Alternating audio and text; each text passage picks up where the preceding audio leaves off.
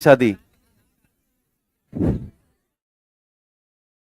ठीक, आइए देखते हैं क्या चीज।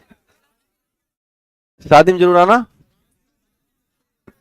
हमारी, हाँ होने वाली है। शादी विवाह एक सामाजिक कार्यक्रम है ना। हमारे अम्मा बाबू चाहते हैं कि हमारी शादी हो जाए, तो मैं चाहता हूँ हो जाए। चलिए आज इनवाइट, इतने लोग कैसे कर सकते हैं यार। हाँ लेकिन इतना बड़ा सामाजिक नहीं है। हाँ चलिए। तो अभी तक हमने शादी नहीं की थी, क्योंकि हमें उम्र ही क्या है। मैं इतना मार मारेंगे घुमा घुमा के नहीं पटनो, हमें सुधार हो जाएगा। चलिए, मेरी अभी उम्र नहीं है। हाँ, ऐसी पार्टी मुसल्लापुर हाट दो लोग ले लो, हम बिक जाएं। चलिए, और ये अध्यापक लोग मेरे, हाँ हाँ, चलिए। आइए, कहाँ गए? कोई क्वेश्चन है भाई किसी का? चले जाए। हाँ वही तो। आरा, आरा भाई। हाँ बताओ आरा। आरा तो जगह है कोई। हाँ मैं आता हूँ तो रास्ते में पड़ता है मेरे। हाँ, वहीं के पवन सिंह है ना। हाँ चलिए। हाँ हाँ, आरा बीटा भी पड़ता है रास्ते में। बोलो। क्लोरोफिल। हाँ, नहीं निर्माण नहीं होता, एक पार्ट है, मैग्नीशियम सेंट्रिक पार्ट है। अब क्लोरोफिल के निर्माण में कैल्शियम होगा। हाँ हाँ हाँ हाँ। नहीं नहीं नहीं, ये कॉन्सेप्ट सही नहीं है। किसी ने पूछा विटामिन सिद्धांत क्या है। विटामिन सिद्धांत पता नहीं क्या है, क्योंकि अपने पास अपने काम का चीज नहीं है ये। बस इतना जानना है कि विटामिन सिद्धांत कुछ होता है, और काम का चीज इसलिए नहीं है कि कोई पूछने वाला है ही नहीं कभी कुछ से कि विटामिन थियरी बताइए। और अगर बड़ी आवश्यकता है तो आप गूगल मार देना एक बार। हाँ, तो दूसरा है कि फॉलोइंग स्टेटमेंट देखो भैया, जो ये आप क्वेश्चन लिख के ला रहे हैं, जैसे मान के चलो आपके मन में आता है कि ये क्वेश्चन लगा रहा था या नहीं आया, तो थोड़ा वेट कीजिए। हमने धरती के सारे सवाल एक इकट्ठा कॉनिसाइज कर लिए हैं, यानी कि जो घटना चक्र में होगा, जो कहीं और किसी किताब में होगा। जितनी किताबें हमारे पास हैं उतनी आप नहीं खरीद सकते, क्योंकि आपके पास 50 विषय हैं। हमारे पास अकेला क्या है? साइंस है। मुझे दिन रात उसी में काम करना है, शानदार करना है। तो हम आपके लिए जो क्वेश्चन बना रहे हैं उनमें ये सारे सवाल शामिल हैं। ये सवाल प्रोबायोटिक्स के लिए है, ये सवाल शामिल है, इससे जुड़ा हुआ कोई और सवाल है उसको भी मैंने शामिल किया है। तो एक बात याद रखिएगा कि हमारा जो प्रोग्राम है ये एग्जैक्टली नीट के जैसा है। मैं जो पढ़ाता हूं तो जैसे नीट की क्लास चलती है वही सेम काम करते हैं हम।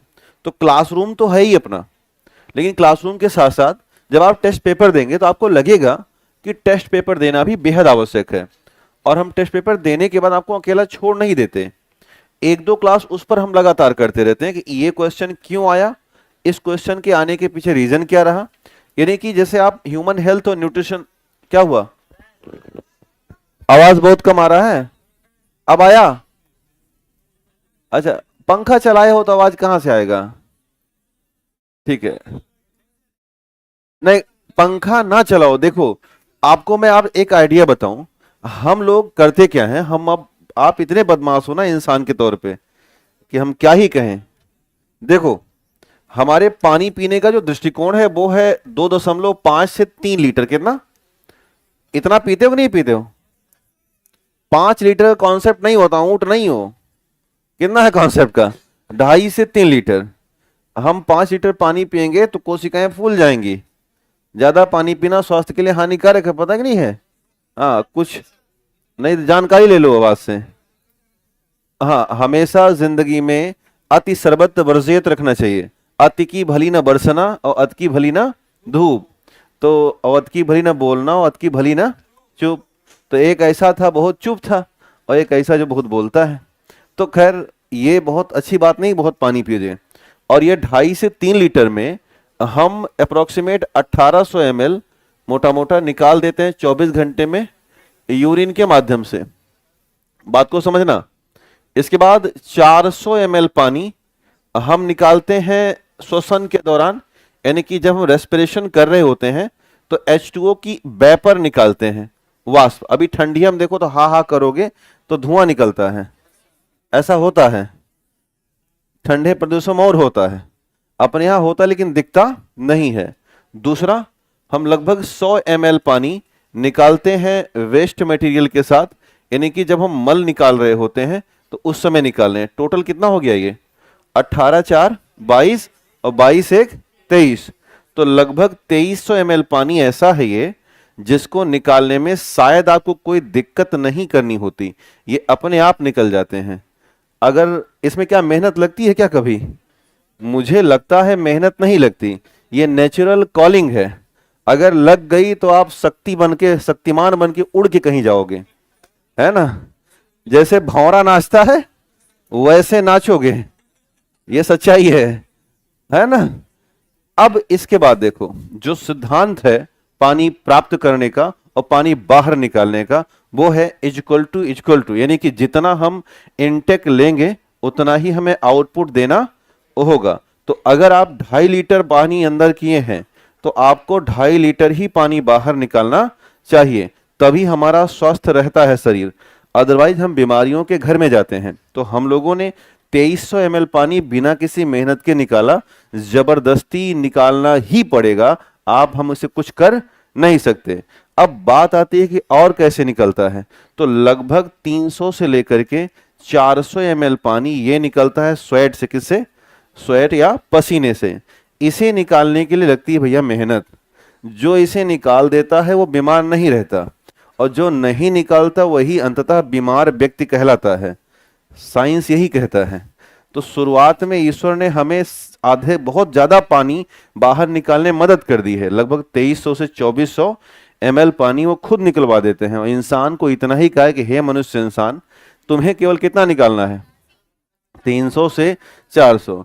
कुछ इंसान हैं जो वाकई में मेहनत करके 300 से 400 ml पानी बाहर निकालते हैं, लेकिन यहाँ बैठे हुए सभी मनुष्यों के चेहरे हम देखकर कह सकते हैं कि मनुष्यों, तुम्हारे बस की बात नहीं है कि तुम 300 से 400 ml पानी निकाल रहे हो। तो तैयार रहना, 40 साल के बाद हार्ट पे एक दिन दर्द होगा, और जिसे कहते हैं हार्ट अटैक। समझ रहे हो? तो बड़ा सिंपल सा सिद्धांत है बॉडी को फिट रखने का। अगर इस सिद्धांत का अनुपालन जिसने किया, क्या जिसने सिद्धांत का अनुपालन किया और ये पानी बाहर निकाला, कितना? और ये निकलता है पसीने से। और आप कहते हो पंखा चलवाई दो, हम तो कहते हैं गर्मी में बैठो और इतना पसीने निकालो, क्योंकि वैसे तो निकलना नहीं है। तो कुल मिला के मेरे बताने के पीछे का मकसद क्या था? पंखा बंद कर दो। समझ रहे हो? तो हम भाई बात जो करेंगे तर्क पे करेंगे ना, और मेरे तर्क को झुठलाना संभव है ही नहीं, क्योंकि सारा कुछ साइंस है। तो तार्किक बात यह है कि आप मेहनत करके तो आए नहीं हो। बहुत से लोग जिम वगैरह जाते होंगे, कुछ लोग नहीं। सारा खा लेगा जिम वाला। जिम नहीं जाना चाहिए, ध्यान दो। जिम जाना स्वास्थ्य के लिए बेहद हानिकारक है। तो क्या करना चाहिए? केवल दौड़ोगे। याद है, जितना चलोगे उतना ही चलोगे। इधर जितना चलोगे उधर उतना चलोगे, और इधर जितना बैठे रहोगे उधर उतना जल्दी बैठ के निकल लोगे। तो ये बड़ा शानदार कॉन्सेप्ट है। तो हमें कोशिश करनी चाहिए, जैसे घर अगर रूम दूर है तो आप वहां से पैदल आइए, टैक्सी मत करिए, या आते वक्त टैक्सी कर लीजिए। नहीं तो अब उसके लिए 10 किलोमीटर मत करो, नहीं तो वही हाल है कि दुबरा पतरा सिरकिया हो जाओगे, एकदम ऐसे दुबरा पतरा टाइप का।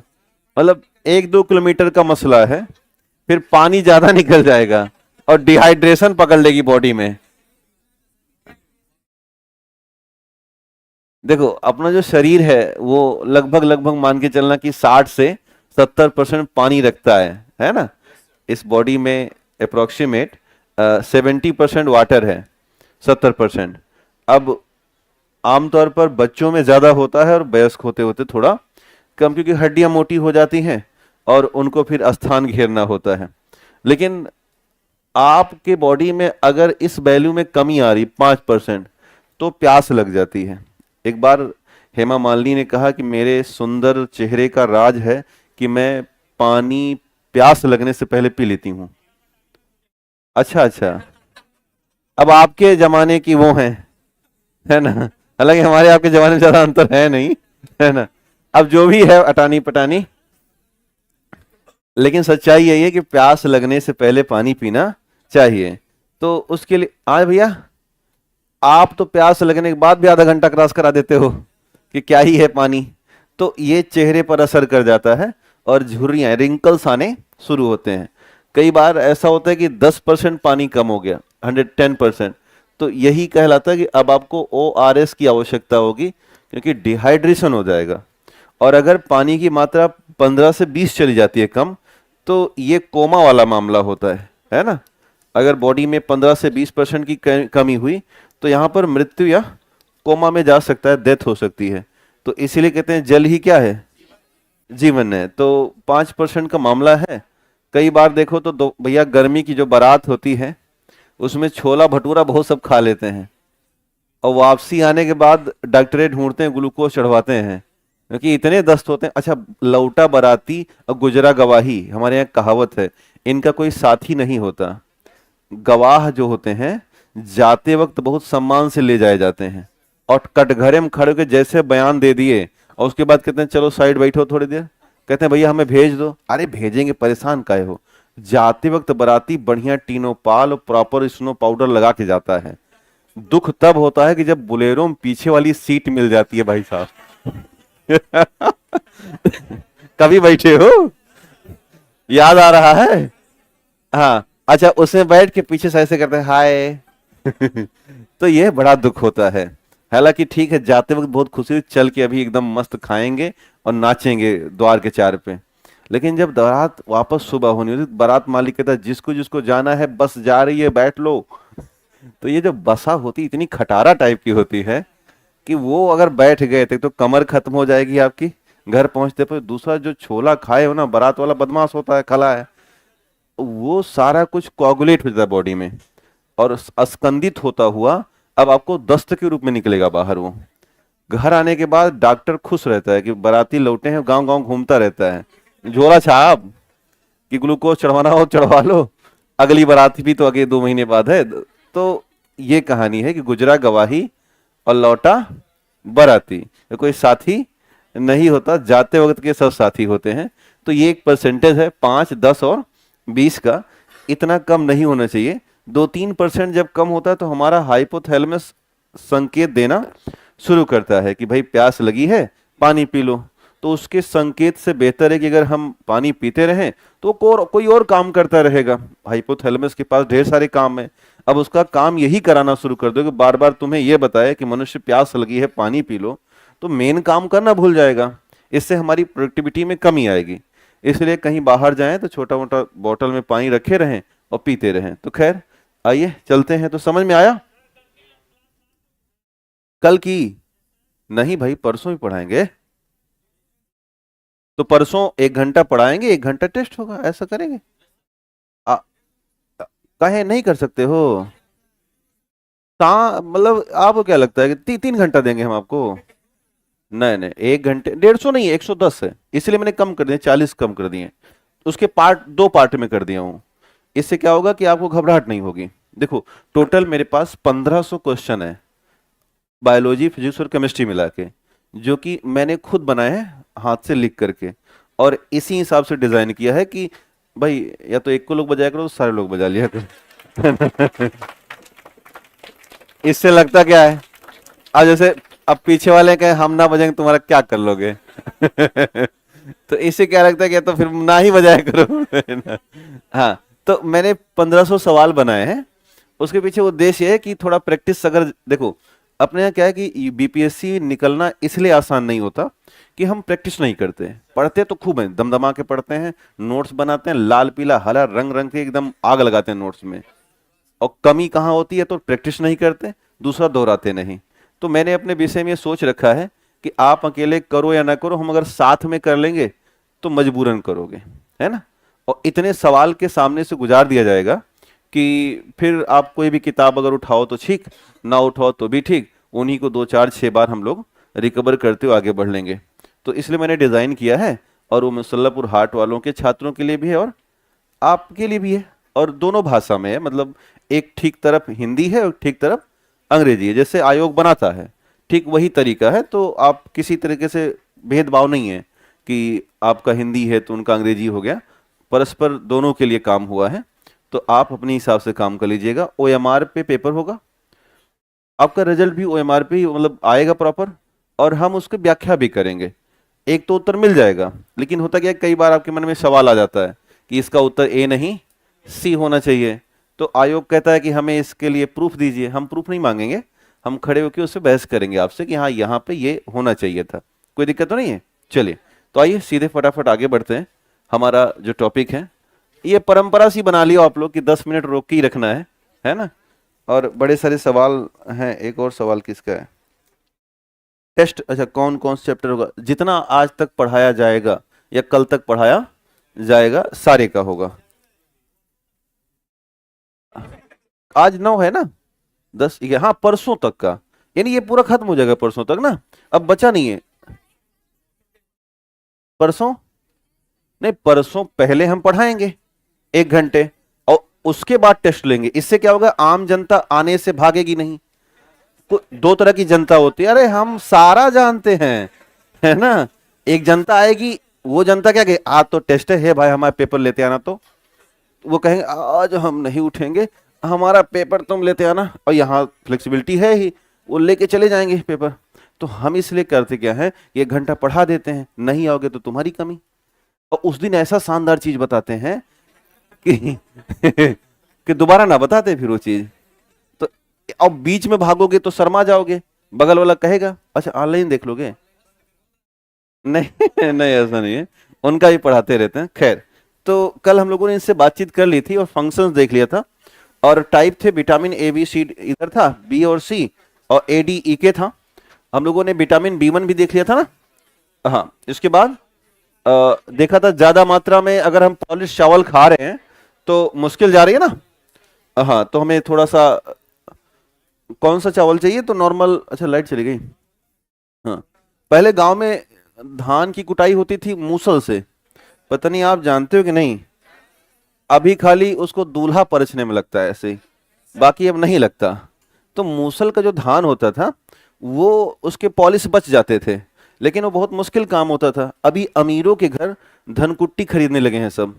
जैसे हम लोग गरीब लोग हैं, हम लोग राइस मिल पे धान लेके जाते हैं और वहां से सफेद सफेद चावल लेके आते हैं। ये गरीबों का है। जो मेंटोस जिंदगी है वो ऐसी जिंदगी होती है कि अब धनकुट्टी आती हैं, वो 15-20 हजार की। एक तरफ से धान डालिए, दूसरी तरफ से चावल निकल आएगा मतलब ऐसा ही होगा, लेकिन नहीं, वो कॉन्सेप्ट गलत है।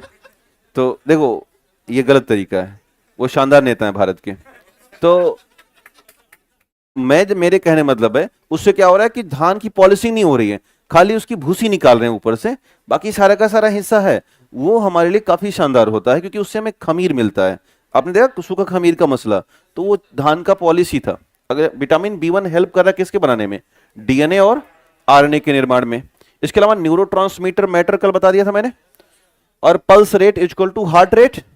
और डिफिशियंसी अगर हो रही तो हमारे ब्रेन में क्या हो रहा है, स्वेलिंग हो रहा था और पैरालिसिस के चांस बन रहे थे, और ज्यादा मात्रा का यूरिन के माध्यम से बाहर निकल रहा था। बेरी बेरी के हमने सिम्टम्स देखे थे, ड्राई और बेट के। B2 का केमिकल नाम बताओ फटाफट। राइबो फ्लाविन था ना, और अदर नेम क्या, विटामिन जी, विटामिन जी था। 2 स्पेशल बीमारी इसको, अच्छा ये तो स्रोत आप याद कर लीजिएगा। स्पेशल बीमारी कौन, एंगुलर कैलोसिस है ना, और दूसरा आई स्टिकिंग है, चपक जा रही है। खैर, विटामिन B3 को हमने नियासिन के तौर पर जाना था। अदर नेम में स्किन, हाँ। और इनमें हमने देखा था कि स्पेशली बीमारी है पेलेग्रा, कौन सी, पेलेग्रा। और 4D याद है ना, डायमेंशिया और डर्मेटाइटिस और डायरिया और डेथ हो जाना, ये सारी बातें हुई थी। B5 को पेंटाथोनिक एसिड कहा गया था, और इसमें देखा गया था 2 बड़ी समस्याएं, एक तो बाल पक रहे हैं और दूसरा रमेश डिप्रेशन में चले गए हैं, है ना। विटामिन B6 नहीं हुआ था शायद, तो लिखिएगा heading vitamin B6। Vitamin B6, तो वही सेम क्राइटेरिया चलता रहेगा, केमिकल नेम लिखेगा, रासायनिक नाम, और इसे बोलते हैं पायरिडॉक्सिन, लिखिएगा पैरिडॉक्सिन, पायरिडॉक्सिन, केमिकल नेम लिखिएगा पायरिडॉक्सिन, केमिकल नेम पायरिडॉक्सिन, और अदर नेम लिख दीजिएगा, इसे बोलते हैं anti anaemia vitamin, other name लिखिएगा anti anaemia vitamin, other name लिखिएगा anti anaemia vitamin, anti anaemia, anaemia खून की कमी होती है, anti anaemia vitamin, other name लिखिएगा एंटी एनीमिया विटामिन। अब इनके प्राप्ति स्रोत की चर्चा कर लेते हैं, लिखिएगा नेचुरल सोर्स। हाँ, एक ही नाम है एंटी एनीमिया विटामिन, तो उसी से हम लोग बातचीत करेंगे, लिखिएगा सूखा खमीर, ड्राइड ईस्ट, लीवर, यकृत। ये लीवर की मांस बड़ी शानदार मांस होती है ना, लिखिएगा लीवर, कुछ लोग खाए होंगे शायद जो मांसाहारी हैं।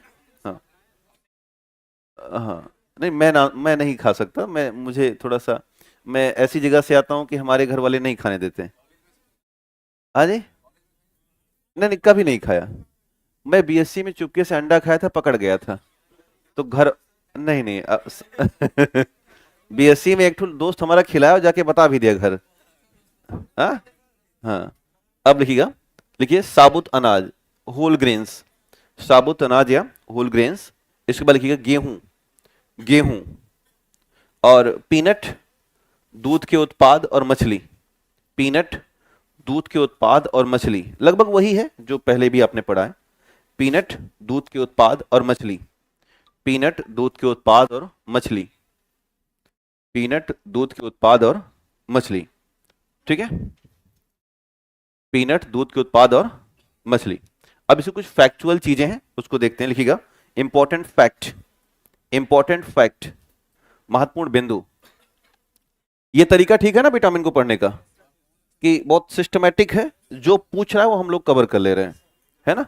लिखा इंपॉर्टेंट फैक्ट, ये देख रहे हो पिंपल्स ऐसे ऐसे कई बार हो जाते हैं, हाँ, रात को सो के उठो सुबह पिंपल दिखाई दे रहा है, इसका सीधा असर है कि B6 कमजोर हो रहा है, सुधारो इसे, यानी खान पान ही सही करना है। लिखिए पहला, लिखिएगा यह अमीनो अम्ल और फैट को पाचन करता है, लिखिएगा it digest amino acid and fat, यह अमीनो अम्ल और फैट को डाइजेस्ट करता है, यह पाचन करता है, it digest amino acid and fat, it digest amino acid and fat, यह अमीनो अम्ल और वसा का पाचन करता है, अमीनो अम्ल और वसा का पाचन करता है। दूसरा लिखिएगा आरबीसी की मात्रा को बढ़ाता है, increase RBC count, second point लिखिएगा आरबीसी की मात्रा को बढ़ाता है, इंक्रीज आरबीसी काउंट, आरबीसी की मात्रा को बढ़ाता है, इंक्रीज आरबीसी काउंट। इसके बाद लिखिएगा ग्रोथ एंड डेवलपमेंट, वृद्धि और विकास के लिए सहायक है, ग्रोथ एंड डेवलपमेंट, लिखिएगा वृद्धि और विकास के लिए सहायक है। तीसरा लिखिएगा ग्रोथ एंड डेवलपमेंट, वृद्धि और विकास के लिए सहायक है, ग्रोथ एंड डेवलपमेंट। इसके बाद लिखिएगा विटामिन B6 की कमी से, विटामिन B6 की कमी से मुंह में छाले या अल्सर हो जाते हैं, मुंह में छाले या अल्सर हो जाते हैं। Deficiency of the vitamin B6 causes ulcer, deficiency of the vitamin B6 causes ulcer, मुंह में छाले और अल्सर हो जाते हैं। तथा चेहरे पर दाने और पिंपल, चेहरे पर बॉयल और पिंपल्स, चेहरे पर दाने और पिंपल्स हो जाते हैं, चेहरे पर दाने और पिंपल्स हो जाते हैं। पिंपल्स को क्या बोलते हैं हिंदी में? मुहासा, हाँ, कील मुहासे जड़ से मिटाए, हल्दी चनंदी गुण इसमें समाये, हाँ, बीको टर्मरिक क्रीम, हाँ, लगाएं और मूर्ख बने, है ना। सारा खेल कहाँ से है? हाँ, एक दिन एक भाई साहब हमारा बना रहे थे, बाल दाढ़ी बनाए, उसके बाद कह रहे हैं बड़ी, अच्छा ये बहुत बताते हैं, कहते हैं बड़ा स्किन डेड हो गया है आपका, हम और खाए हैं वो गुटखा, बड़ा स्किन डेड हो गया है। हम कहे एक चीज बताएं, कहें क्या बताएं, हम कहें जो गुटखा खा रही है अंदर से तुम्हें कमजोर कर रहा है। एक दिन ये कैंसर लाएगा, इसको पहले थूक के आओ। और हम विटामिन खाते हैं, हमें मत बताओ। इसके बाद लिखिएगा, लास्ट लिखिएगा, विटामिन B6 की कमी से एनीमिया हो जाता है। विटामिन B6 की कमी से, लिखिएगा, vitamin B6 deficiency causes anaemia. Vitamin B6 की कमी से एनीमिया हो जाता है। विटामिन B6 की कमी से एनीमिया हो जाता है। विटामिन B6 की कमी से एनीमिया हो जाता है। थोड़ा सा कॉन्सेप्ट समझिएगा, फिर आगे बढ़ेंगे। हाँ, वही समझाने चल रहे हैं। हाँ, ब्लड की कमी, ध्यान देना। अगर हम बात कर रहे हैं एनीमिया की,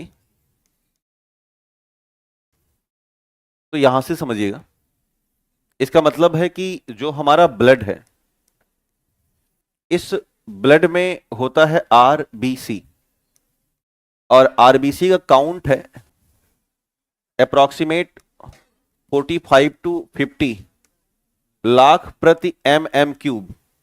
तो हमारी बॉडी में कितने होते हैं आरबीसी? 45 से 50 लाख प्रति मिलीमीटर क्यूब की मात्रा में इन्हें मेजर किया जाता है। और लगभग सबसे ज्यादा बड़ी मात्रा यानी कि 98% अगर कोई काउंट है हमारे ब्लड में, तो कौन अकेले? आरबीसी है। और इसी आरबीसी के साथ मौजूद होता है हीमोग्लोबिन। बेसिकली हीमोग्लोबिन बना हुआ है हीम और ग्लोबिन से। किससे?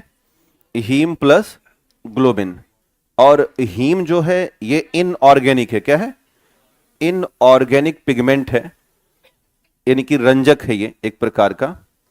और ये जो ग्लोबिन है ये एक प्रोटीन है, और आपको पढ़ाया गया है कि प्रोटीन एक ऑर्गेनिक होता है। क्या होता है? ऑर्गेनिक। तो basically haemoglobin is a mixture of the organic and inorganic materials. इसका काम क्या है? काम यह है कि हीमोग्लोबिन अपनी पीठ पर, जैसे मान के चलना कि ये अगर हीमोग्लोबिन है, तो ये अपनी पीठ पर एक डब्बा रखता है और इसमें 4 ऑक्सीजन रखता है और ले करके घूमता रहता है। यानी कि एक 1 molecule of the haemoglobin carry 4 molecule of the oxygen gas, और लेके घूमता रहेगा। और जब हमारी कोशिकाओं में ये लेकर के जाता रहेगा ऑक्सीजन, तो कोशिकाएं खुश रहती हैं, क्योंकि ऑक्सीजन प्राप्त करने के बाद ही कोशिकाएं बायोकेमिकल रिएक्शन कर पाती हैं, और लगभग हमारे लिए कोशिकाएं एटीपी का निर्माण कर रही होती हैं। जब सेल्स में ऑक्सीजन की वैल्यूएशन कम होगी तो कोशिकाएं बहुत सफोकेट करेंगी। कुछ ऐसे जैसे अगर हम लोग अपनी नाक बंद कर लें और ऑक्सीजन ना लें, तो कुछ देर बाद क्या हो जाएगा? घबराहट। आपने देखा होगा गला दबा के मारने की कहानी, फिल्मों में अक्सर दिखाया जाता है। दोनों हाथ पैर ऐसे ऐसे करके इंसान खत्म हो जाता है। तो वही कहानी कोशिकाओं की है। जैसे हम बॉडी फंक्शन करते हैं, सेम फंक्शन कोशिकाएं भी करती हैं, बस वो छोटी हैं और हम लोग बड़े आकार के हैं। तो जब हमारी कोशिकाएं ये ऑक्सीजन पाएंगी तो वो वेल परफॉर्म करती हैं, और जब ऑक्सीजन की वैल्यू ज़्यादा अच्छी नहीं होती तो उनका परफॉर्मेंस बहुत ज़्यादा डाउन चला जाता है। और कई बार तो ऐसी हालात होती है कि ऑक्सीजन की कमी से लकवा मार जाता है। जैसे हार्ट अटैक हुआ किसी को, तो हार्ट अटैक का मतलब है कि ब्लड सप्लाई रुक गई, और ब्लड सप्लाई रुक गई तो जब हार्ट के पास ब्लड ही नहीं है तो वो पंप करके क्या भेजेगा? उत्तर है कुछ नहीं। और जब पंपिंग नहीं होगी तो जो हमारे बहुत ज़्यादा सेंस ऑर्गन है वहाँ तक ब्लड नहीं जाएगा, और ब्लड नहीं जाएगा तो आरबीसी भी नहीं जाएगा। आरबीसी नहीं जाएगा तो कॉमन सी बात है हीमोग्लोबिन और ऑक्सीजन भी नहीं जाएगा। तो हार्ट अटैक के बाद जस्ट थोड़ी देर बाद किसी न किसी अंगों में लकवा मार जाता है, पैरालिसिस हो जाता है, जिसका मेन रीजन है ब्लड सप्लाई का रुक जाना, यानी स्टॉप कर जाना, उसे ब्लॉक कर देना। तो ये कहानी है कि हीमोग्लोबिन अगर शानदार है तो ऑक्सीजन बेहतरीन है बॉडी में, और अच्छी तरीके से कोशिकाओं को परफॉर्मेंस करने का मौका मिलता है। और इन परफॉर्मेंस की जो कहानी है वो क्या है? जवाब है हीमोग्लोबिन। तो एनीमिया में होता क्या है कि जब किसी को एनीमिया होता है तो सबसे बड़े स्तर पर क्या कम होगा? हीमोग्लोबिन का लेवल डाउन हो जाएगा, और इसका लेवल डाउन हुआ तो बॉडी में ऑक्सीजन का लेवल अपने आप डाउन हो जाएगा, और इससे जो सेल की परफॉर्मेंस है वो क्या हो जाएगी? ये बहुत ज़्यादा डिके यानी डाउन होगी, और ऐसी स्थिति में बॉडी एक्टिविटी क्या हो जाएगी? अब ये भी डाउन ही हो जाएगी। और इसी को कहते हैं एनीमिया। तो एनीमिया वाले व्यक्ति में देखो तो तत्काल थकान आ जाता है, सांस फूलना शुरू हो जाता है, जरा 4 सीढ़ी चढ़ा दो, ऐसे ऐसे करना शुरू कर दे। जैसे आप 3 सीढ़ी चढ़ के आते होंगे तो उसके बाद पूछो कैसे हो, हाँ ठीक है। तो ये जो कहानी ने, हालांकि आपको एनीमिया नहीं है, ध्यान देना। हाँ हाँ, फिर इसके बाद घबराहट होती है। नहीं तो ये कॉमन सा सिम्टम्स है भाई। 3 सीढ़ी का मतलब हो गया करीब 50-60 सीढ़ियां आप चढ़ रहे हो। अच्छा 60 है, हाँ। अच्छा गिनते भी हैं। अरे एक बार इंटरव्यू में पूछ लिया कि दूसरे तल पर हो रहा था, पूछ लिया कितनी सीढ़ी चढ़ के आए हो। तो बहुत साल पहले की कहानी है, अब तो नहीं पूछते। तो ऐसा भी है कि गिन के जाओ। हालांकि ये साइको वाला कहानी है, कौन सीढ़ियाँ गिनेगा, इतना किसको मौका है, चढ़ता चला जाएगा। तो खैर, तो कहने का ऐसा है कि जब हम बहुत ज़्यादा एनीमिया से ग्रस्त होते हैं तो हमारी शरीर कमज़ोर हो जाती है, सफोकेशन होना शुरू होगा। और इसकी कहानी और ख़तरनाक तब होती है जब ये अपना लेवल गिरा देगा। आपने सुना होगा कि महिलाओं और पुरुषों में रक्त का जो लेवल थोड़ा अंतर होता है, पुरुषों में ब्लड ज़्यादा होते हैं और महिलाओं में ब्लड कम होते हैं। जब यह बैल्वेशन 10 मिलीग्राम प्रति 100 ml, कितना, 10 मिलीग्राम प्रति 100 ml, इससे भी नीचे जानी शुरू हो जाती है तो डॉक्टर आपको कह देगा कि आप में एनीमिया के चांस बनने शुरू हो गए हैं। भारत में या उत्तर प्रदेश और बिहार की चर्चा करें तो महिलाओं में औसत ही 10 है। उनके ब्लड की अगर जांच की जाएगी, जो घरेलू और कामकाजी महिलाएं हैं वो औसत 9-10 हीमोग्लोबिन लेके चलती हैं। अब 8 के नीचे जाना घातक होता है और फिर ऐसी स्थिति में फिर डॉक्टर को दिखाना ही पड़ जाएगा। तो आमतौर पर एनीमिया होना मेन रीजन किसका है, विटामिन की कमी होना। लेकिन एनीमिया 3 तरह का होता है, एक है विटामिन डिफिशियंटी एनीमिया, एक है आयरन डिफिशियंसी एनीमिया, एक और है जिसे हम या हमारी सरकार इस साल बहुत प्रमोट की, उसका नाम है सिकल सेल एनीमिया। 2047 तक हम उसे इरेडिकेट करने के प्लान में है कि उसे यहाँ से उन्मूलन कर दिया जाए, क्योंकि बहुत मुश्किल है उससे। तो हम तीनों प्रकार की एनीमिया को अभी तत्काल समझेंगे। हाल फिलहाल आप इसे बना लीजिए, बन जाएगा, या बना लिए होंगे शायद, है ना। जो लोग नहीं बनाए हैं वो कहाँ पे, सेल परफॉर्मेंस है ये, और ये एक्टिविटी डाउन हुई, सेल परफॉर्मेंस डाउन हुआ और एक्टिविटी भी डाउन हुई। सारा खेल सेल परफॉर्मेंस का है। हम कोशिकाओं को जितना हील देंगे, मेंटेन करेंगे, उतना ही हमारी परफॉर्मेंस बेहतरीन होगी। कहां पे एक्टिविटी डाउन हो रही है ना, नीचे जा रही। इसको समझा करो, ऊपर का मतलब ठीक और नीचे का मतलब हाँ डिग्री। ये ऐसे ही बना लिया जाता है क्योंकि अब लिखना सारा संभव नहीं होता ना। अच्छा हाँ, किया होगा आपने, छोट कक्षाओं में सुनाया जाता, सिखाया जाता है ये। हम्म, हाँ साइंस है ये, तो साइंस बहुत भाषा नहीं लगता ना, साइंस समझ की बात है। और ज्यादा लिखाना शुरू कर दूंगा तो बहुत मोटा नोट्स बन जाएगा जो कि आपको दुख देगा। एक एक लाइन में लिखते रहा करो बस, खाली नीचे क्या कहानी है। अभी मैं लिखा भी दूंगा इसको मैं। हाँ जी भैया, क्या हुआ, कहाँ, ये इनऑर्गेनिक है, इनऑर्गेनिक। हाँ, इसके नीचे लिखा है पिगमेंट, ये प्रोटीन। चलिए अगली बार हम और साफ लिखेंगे, हम समझने में मुश्किल आई होगी। हमें लगता है कि सुख सीख जाते हो बोलते बोलते। हमें ऐसा लगता है ना कि मैं बोल रहा हूं और आप लिखते चले जा रहे हो फटाफट। मुझे नहीं पता, कुछ लोग मेरे लिखने के बाद कहना पड़ता है कि भैया न्योता है लिख लो अब। हाँ ऐसे किया करो, फटाफट नोट करते रहा करो, है ना। अच्छा हाँ, ऐसा करते हैं कि दोनों बात 3-4 बार कर देंगे तो क्लियर हो जाएगा। फिर से दोहरा दूं, 100 बार पूछोगे 100 बार बताऊंगा मैं। अब पूछ के देखो, आओ बताएं तुम्हें, है ना। चलिए, एक बार ही बताना बहुत बड़ी बात है, समझ रहे हो।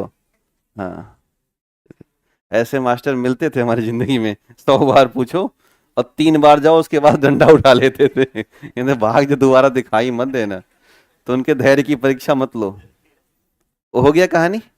बेसिकली इतना ही समझना है कि in case of anaemia the value of haemoglobin is decrease, ठीक है। और इससे क्या होगा, oxygen supply of the oxygen in cell is also decrease, and also performance of the cell is also decrease, and body activity also decrease, तो सब कुछ decrease decrease जा रहा है, यानी कुछ भी अच्छा नहीं है। समझ में आई बात? तो अब अगर हम आगे बढ़े तो हमें एनीमिया हो गया भैया सबका, चले ठीक। तो एनीमिया तीन तरह का है।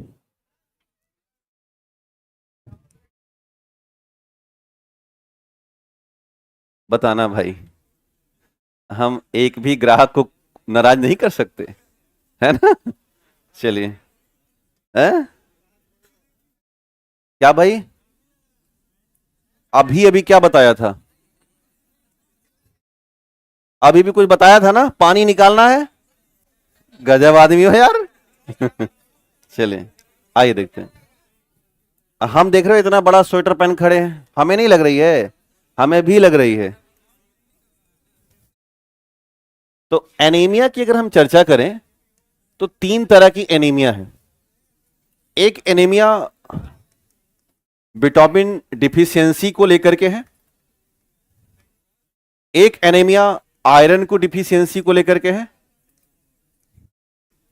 और एक एनीमिया सीकल सेल एनीमिया है।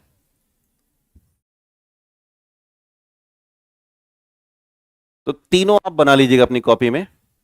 Vitamin deficiency anaemia, iron deficiency anaemia और sickle cell anaemia,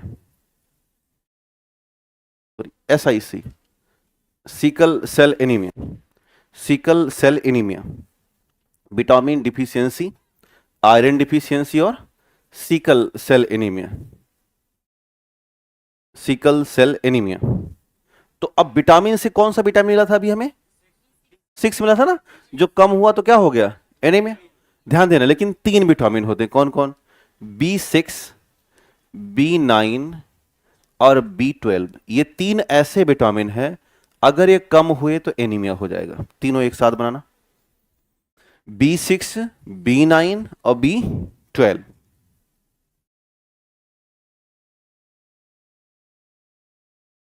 B6, B9 और B12। दूसरा, अब आयरन तो एक ही आयरन है, आयरन कम हुआ तो इससे हीम नहीं बने, क्या नहीं बनेगा? हीम जो हमारा एक पिगमेंट है, अभी पढ़ा गया था ना, तो हीम पिगमेंट नहीं बनेगा, और इससे भी क्या हो जाएगा? हीमोग्लोबिन कम हो गया।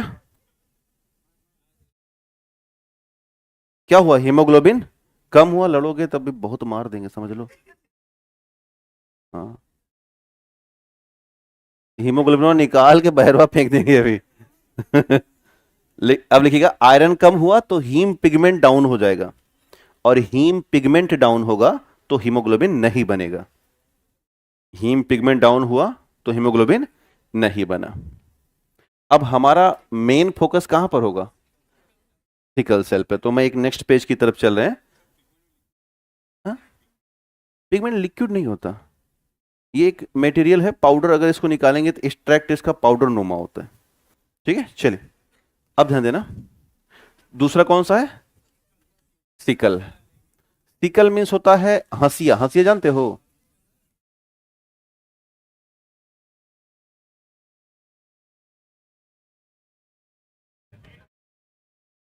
क्या हो जाएगा? नहीं, ये ठीक तो नहीं है, यही ठीक ही नहीं है। कारण कि अगर हम इतना बड़ा लिखेंगे तो हम और क्या समझाएंगे। तो इसलिए टीबी लगाई गई है आपके लिए, कि आप उस टेलीविजन में देखने का प्रयास करें। तो सिकल मीन्स हंसिया। ऐसे देखा होगा गांवों में धान काटने का हंसुआ होता है, ऐसे ऐसे होता है ना। तो दराती, हंसुआ या दराती। तो बेसिकली क्या है कि जो हमारा आरबीसी है, इसका जो स्ट्रक्चर है वो होता है बाई कॉनकेव। क्या होगा? बाई कॉनकेव, या हिंदी में कहते हैं उभयोत्तल। अब इसका अगर स्ट्रक्चर देखा जाए तो लगभग लगभग गोल और बीच में थोड़ा सा उठा हुआ, ये एक स्ट्रक्चर है आरबीसी का, जो नॉर्मल या हेल्थी स्ट्रक्चर माना जाता है। जैसे सर वन क्वेश्चन, नशा करने से हमारे शरीर ब्रेन पर क्या इफेक्ट पड़ता है? तो करना क्यों है नशा भाई? है? नहीं देखो, नशा भैया पहली बात तो न, कहाँ लिखा है ब्रेन? अच्छा हाँ भाई, ब्रेन लिखा है, नहीं चल जाता है। देखो हम अंग्रेजी शेक्सपियर के तो भतीजे हैं नहीं, तो चल जाएगा, इतना बड़ा माफी है। आपको पता है कि नहीं, जैसे आप मेंस में लिख के आओ इंग्लिश, तो टूटी फूटी भी लिख के आओ, कोई ध्यान नहीं देता। और यही हिंदी करके आओ गलत, तो कहते हैं कि तुम तो प्रेमचंद्र जी के नाती हो और जयशंकर प्रसाद के भतीजे हो सकते हो, और गलत काहे लिखो, कान पर मारो इसको पहले और जल्दी नंबर काटो। तो हिंदी वाले इसी की मार खा जाते हैं, क्योंकि गलती तो भाई 70% हिंदी हम अभ्रंश बोलते हैं। इतनी अभ्रंश है कि वो वास्तविक हिंदी है ही नहीं। कहीं हम अवधी लगा रहे हैं, कहीं भोजपुरी मार दे रहे हैं, कहीं छत्तीसगढ़ी लगा दे रहे हैं बीच में, अब वही लगा के निकल आते हैं। हमने बताया जूस को जूस कहते हो आप लोग, है ना, कबर को कहते हो कभर, और लबर कहते हो लभर। तो ये जो लबर को लभर कह रहे हो ना, ये वहां भी लिख के लौटाओगे, तो ऐसी बात अच्छी नहीं है, तो वो मुश्किल पैदा कर देते हैं। खैर, तो देखो भैया, नशा करने के बाद हमारा दिमाग काम करना बंद कर देता है, और कौन सा हिस्सा, तो वो होता है सेरेबेलम। क्या है? सेरेबेलम। तो उसी से हम झूम बराबर झूम हो जाते हैं। तो क्या हुआ, नॉर्मली आरबीसी का आकार कैसा था, उभयोत्तल, लेकिन जैसे ही सीकल होगा तत्काल इसका आकार कुछ ऐसा हो जाएगा। तो जैसे हंसिया दिख रही है, वैसे ये सीकल आरबीसी आपको दिख रहा है। तो जब ये सीकल नॉर्मल आरबीसी था, तो इसमें प्रॉपर वैल्यूएशन हीमोग्लोबिन की थी, हर जगह क्या था, हीमोग्लोबिन हीमोग्लोबिन। लेकिन आप इसके स्ट्रक्चर को ही देख के बता सकते हैं कि अब इसमें हीमोग्लोबिन क्या उतना होगा जितना वहां था? उत्तर है नहीं। तो इसका जो स्ट्रक्चर चेंज हो गया, इससे हीमोग्लोबिन का लेवल अपने आप डाउनफॉल कर गया, कम हो गया, डिक्रीज कर गया। और हीमोग्लोबिन का लेवल कम होना ही क्या कहलाता है? एनीमिया। अगर ये कम हुआ तो क्या हो जाएगा? एनीमिया। तो वास्तव में जो सिकल सेल एनीमिया है, वो कहां से गड़बड़ कर रहा है? हीमोग्लोबिन आरबीसी के स्ट्रक्चर को गड़बड़ कर रहा है, और उसका स्ट्रक्चर मॉलफॉर्म हो रहा है। किस साइज में हो रहा है? सिकल साइज में हो रहा है। और सिकल साइज में होने से जो हीमोग्लोबिन काउंट है वो डिक्रीज कर रहा है, कम हो रहा है। और हीमोग्लोबिन कम होना ही क्या कहलाता है? एनीमिया। अब ये बीमारी नॉर्मल बीमारी नहीं है, ये एक आनुवांशिक समस्या, यानी कि आप ऐसे मान चलना कि यहां से यहां की यात्रा जेनेटिक है, और लगभग जो लैटिन अमेरिकी क्षेत्र है वहां से इसका ओरिजिन हुआ। आप पूरा का उठा के देखिएगा तो ये जो थोड़ा सा उत्तरी अमेरिका और नीचे आओगे तो दक्षिणी अमेरिका, इसको क्या बोलते हैं? लैटिन अमेरिका बोलते हैं। तो ये जो क्षेत्र है यहीं से ओरिजिन हुआ, वहां के लगभग बच्चों में ये देखा जाता है। भारत में अभी तक इसका प्रचार प्रसार इसलिए नहीं था कि जितना हमारा एसटी समुदाय है उन्हीं में ही ये बीमारी है, और किसी में है ही नहीं। जो हाशिए पर हैं, समाज के बिल्कुल दूरी इलाके में रहते हैं, उनमें ये देखा जाता है। तो अभी तक चूंकि मोदी सरकार थोड़ा सा ऐसी है कि वो ध्यान रखती है कि जो छोटे और गरीब तबके के लोग हैं उनका ध्यान रखा जाए, और मुझे लगता है कि हर सरकार ने भी ध्यान रखा होगा, समय के साथ हर कोई बढ़ाना शुरू कर देता है। तो अभी क्या हुआ कि किसी सरकार ने ध्यान नहीं दिया। भारत में 2002 में राष्ट्रीय स्वास्थ्य नीति आई, नेशनल हेल्थ पॉलिसी, और उसके 15 साल बाद 2017 में नेशनल हेल्थ पॉलिसी आई। 2017 से आज 24 आ गया, दोबारा ना तो नेशनल हेल्थ पॉलिसी पर कभी बातचीत हुई है और ना ही उसमें किसी तरह का संशोधन हुआ। कारण कि जब हेल्थ पॉलिसीज आती हैं तो टारगेट लेके आती हैं। 2017 में आई तो कुछ पॉलिसी, कुछ टारगेट बीमारियों का 20 का था, उसको इरेडिकेट करने के लिए, उन्मूलन करने के लिए। कुछ का 25 तक है, जैसे कि ट्यूबरकुलोसिस हम लोग 25 तक हटाने के प्लान में हैं कि भारत से ट्यूबरकुलोसिस 25 तक हम बाहर कर देंगे। 2030 तक हम मलेरिया हटाने के प्लान में हैं कि बगल में एक देश है मालदीव, आजकल ज़्यादा नेता बन रहा है, तो वहाँ भी मलेरिया नहीं, उसने मलेरिया इरेडिकेट कर दिया। नीचे एक छोटका सा श्रीलंका है, अभी बीच में भूखों मर रहा था तो खाना खिलाया तो जिंदा हुआ, तो वो उसके यहाँ भी मलेरिया नहीं है। और हम ऐसे देश हैं, हमारे यहाँ क्या है? मलेरिया है, जिसको हम पैसा दे रहे हैं वो मलेरिया हटा लिया। चूंकि हम ज्योग्राफिकल डाइवर्सिटी से भरे हैं पूरी तरीके से, देखिए, और जनसंख्या के मामले में दुनिया कान काट रहे हैं। तो ऐसी स्थिति में जो दो स्थितियां हैं कि पॉपुलेशन बहुत ज़्यादा है और ज्योग्राफिकल डाइवर्सिटी भी ठीक ठाक है, यही वजह है कि मच्छरों की संख्या में कमी लाना संभव ही नहीं है। जो मादा एनोफिलीज हैं ये इतनी शानदार मच्छरी हैं कि हाँ, मच्छर मच्छरी दो होती है ना। हाँ, मच्छरनी ये मच्छरनियां बाहर निकल निकल के पुरुष और महिलाओं दोनों को काट लेती हैं। महिलाएं हैं तो महिलाएं को ही काटो। खैर, अच्छी हैं, कोई भेदभाव नहीं करती।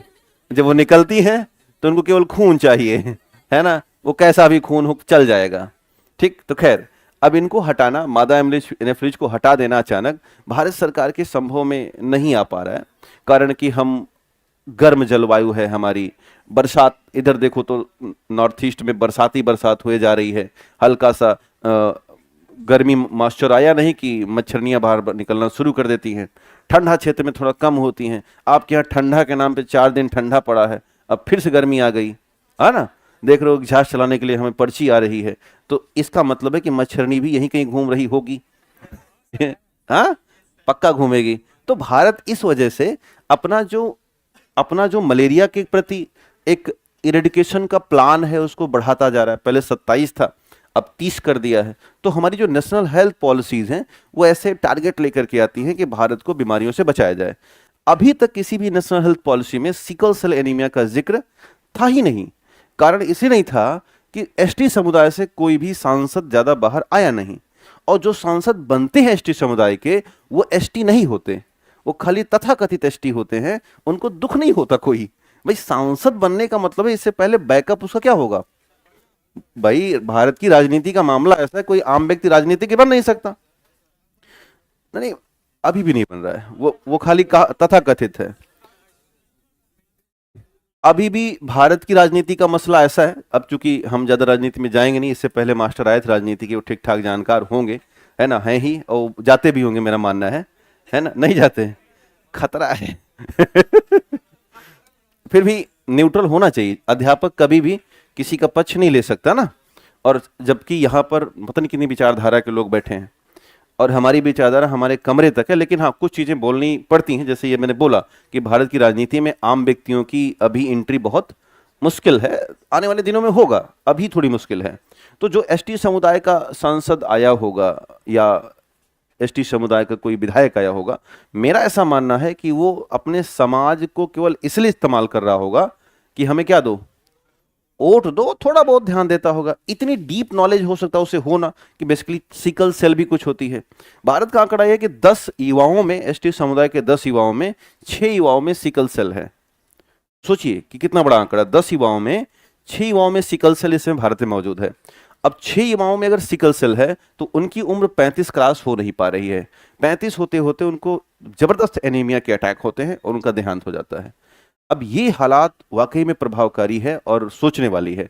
भारत सरकार इस बार के बजट में इस बात को रखी है, और उन्होंने जब माहौल देखा कि यार ये तो बड़ा गंभीर मामला है, इतना अंदर तक जा चुका है। या आप सोचो कि 2023 में आया बजट, और 2023 में आया, उन्होंने प्लान कब का रखा, 47 का, यानी कि 23 और 7 कितना है, 30, और उधर भी 17, मोटा मोटा देखा जाए तो 23-24 साल का प्लान है।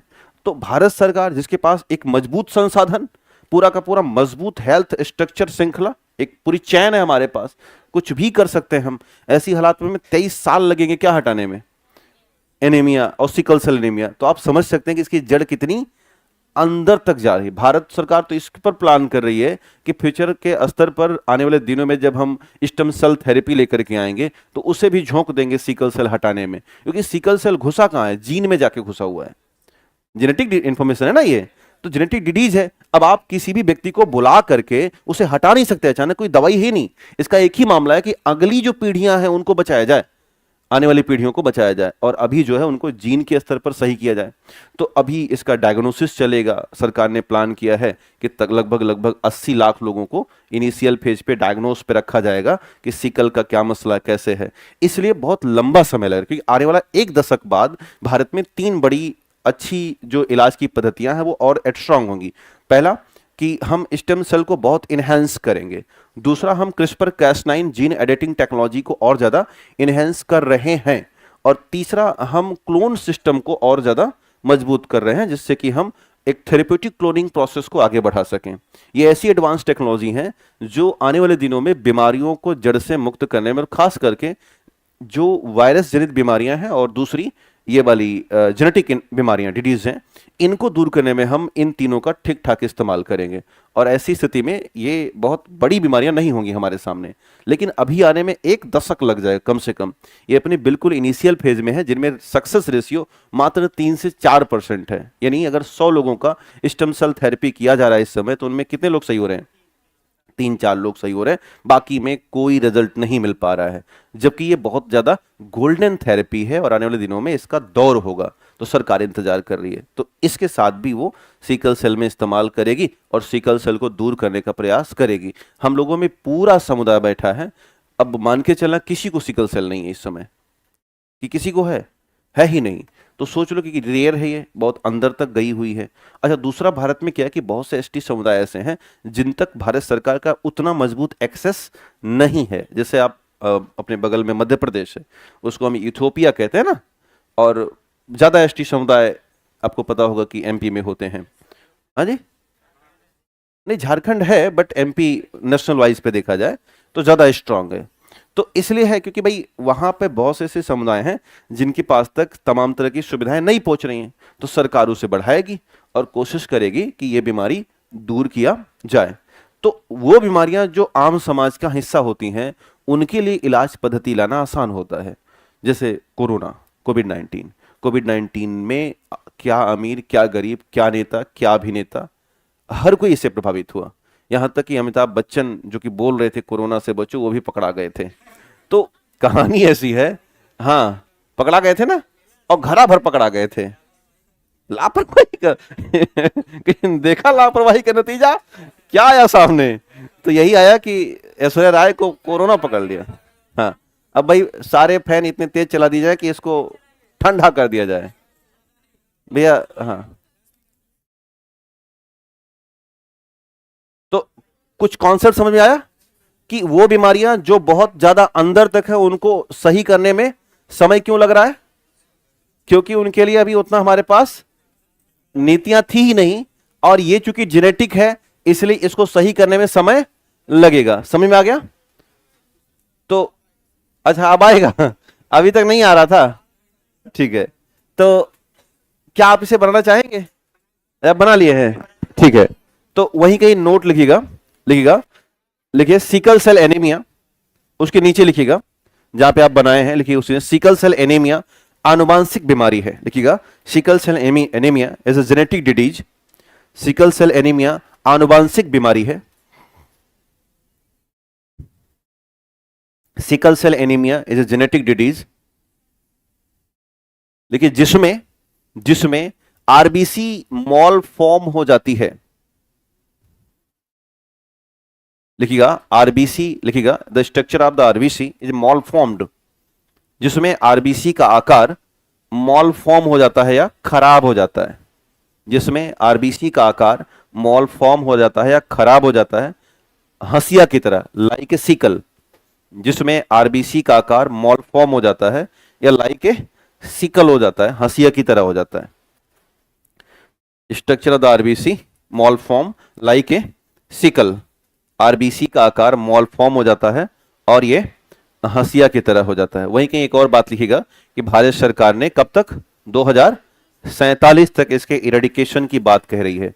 देखिएगा इरेडिकेशन टारगेट 2047, उन्मूलन का लक्ष्य रखा गया है 2047, उन्मूलन का टारगेट है 2047। लिखिएगा भारत सरकार 2047 तक उन्मूलन का लक्ष्य रखी है। Eradication target is equal to 2047। तो तीनों समझ में आ गया। विटामिन में कौन कौन? 6, 9 और 12। आयरन में कौन कौन? केवल हेम पिगमेंट। और सिकल को हमने आपके सामने डील कर लिया है।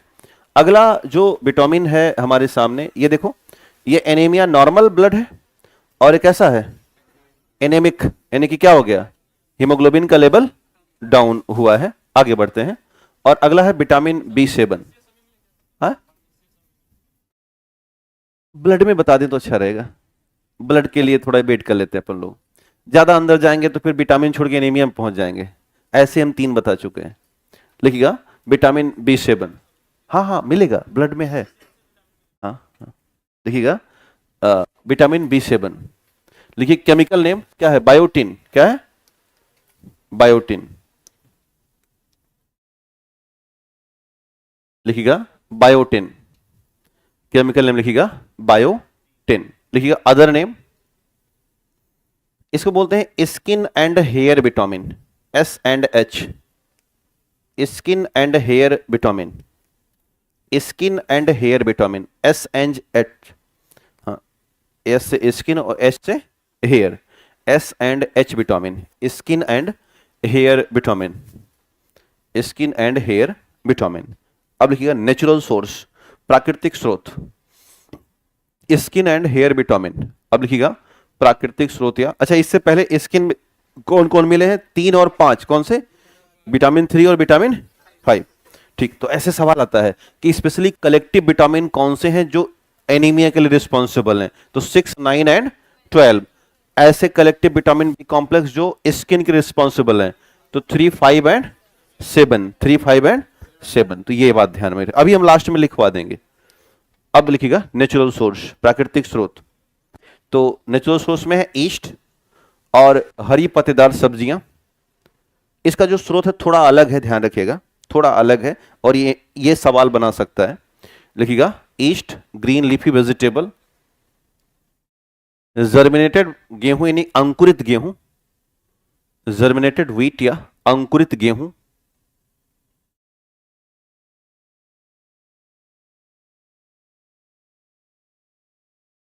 रिमझिम कुमारी, रिमझिम कुमारी कह रही है सर बोर्ड पर लिख कर ही पढ़ाया कीजिए, खड़े खड़े मत बताया कीजिए, कहानी सुनने में मजा नहीं आता, बोरिंग लगता है, इतना मार मार देंगे ना कनवा हो जाएगा लाल, समझ रहे हो। ये सब ये वनडे के बच्चे कहाँ से आ गए हैं यहाँ, हाँ ये जो रिमझिम बरसा है ना, हाँ बादल फटेगा, मतलब थोड़ा सुधार लाओ अपने में, है ना, कैसे कैसे लोग आ जाते हैं यार। ठीक है, हाँ सुनने की आदत डालो, हाँ नहीं मुंहफट नहीं है ये। ये सब्सक्राइबर हैं, क्या है, हाँ और हमारा बेल आइकन घंटा जरूर दबाया करो जाते हुए यहाँ से। और हमारी जानकारी को जल्दी तक पहुंचेगी, है ना, पढ़ लो नहीं बहुत मार मार देंगे, जो सुनाया करो उसको सुना करो, और सुन करके उसको अपने आप उतारने की कोशिश किया करो, ये छोटी बात नहीं है। आपकी जो आपका जो पाठ्यक्रम है वो लगभग यूपीएससी का पाठ्यक्रम है, बहुत अंतर नहीं है, बस खाली एक ठू ला के और जोड़ दें। मैं तो कहता हूं अतुल प्रसाद जी से कि एथिक्स बचा है उसको भी जोड़ ही दो, है ना, वही बचा है एक एथिक्स, तो उसको भी ला के जोड़ ही दो, बात ही खत्म हो। बहुत कुछ जोड़ ही दिया उन्होंने, तो वही है, तो थोड़ा सुना करो भैया, है ना। चलिए इसके बाद लिखिएगा, इसके बाद लिखिएगा, हाँ जर्मिनेटेड गेहूं लिखा आपने, ठीक। इसके बाद लिखिएगा व्हीट ब्रेन या गेहूं का चोकर, व्हीट ब्रेन या गेहूं का चोकर, आता है ना गेहूं का चोकर, हाँ लिखिएगा दूध और चीज और गन्ना, गन्ना इंपॉर्टेंट है, बार बार पूछता है यही, दूध चीज और गन्ना, मांस अंडा और मछली, दूध चीज और गन्ना, मांस अंडा और मछली, एवोकैडो। ये पागल कर देगा, एवोकैडो, है ना। लिखिएगा स्वीट, हाँ स्वीट पोटैटो और नट, स्वीट पोटैटो और नट, हाँ हाँ क्या चीज क्या है, पनीर, चीज मैंने पनीर, है ना। चलिए लिखिएगा नट, क्या लिखिएगा, नट। अब लिखिए इंपॉर्टेंट पॉइंट, संगीतक देख रहे हो, क्या टेंशन है, इनका बलवा गिर रहा है।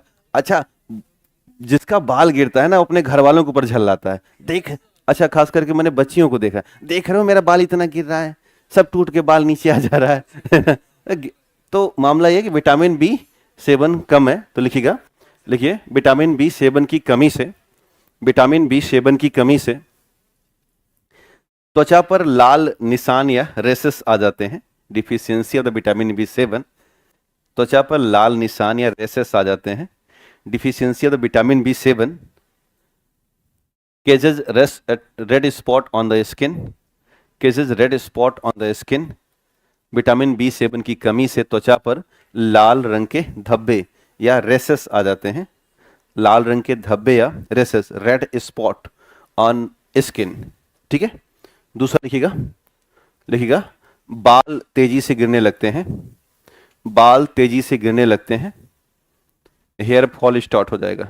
बाल तेजी से गिरते हैं, बाल तेजी से गिरते हैं।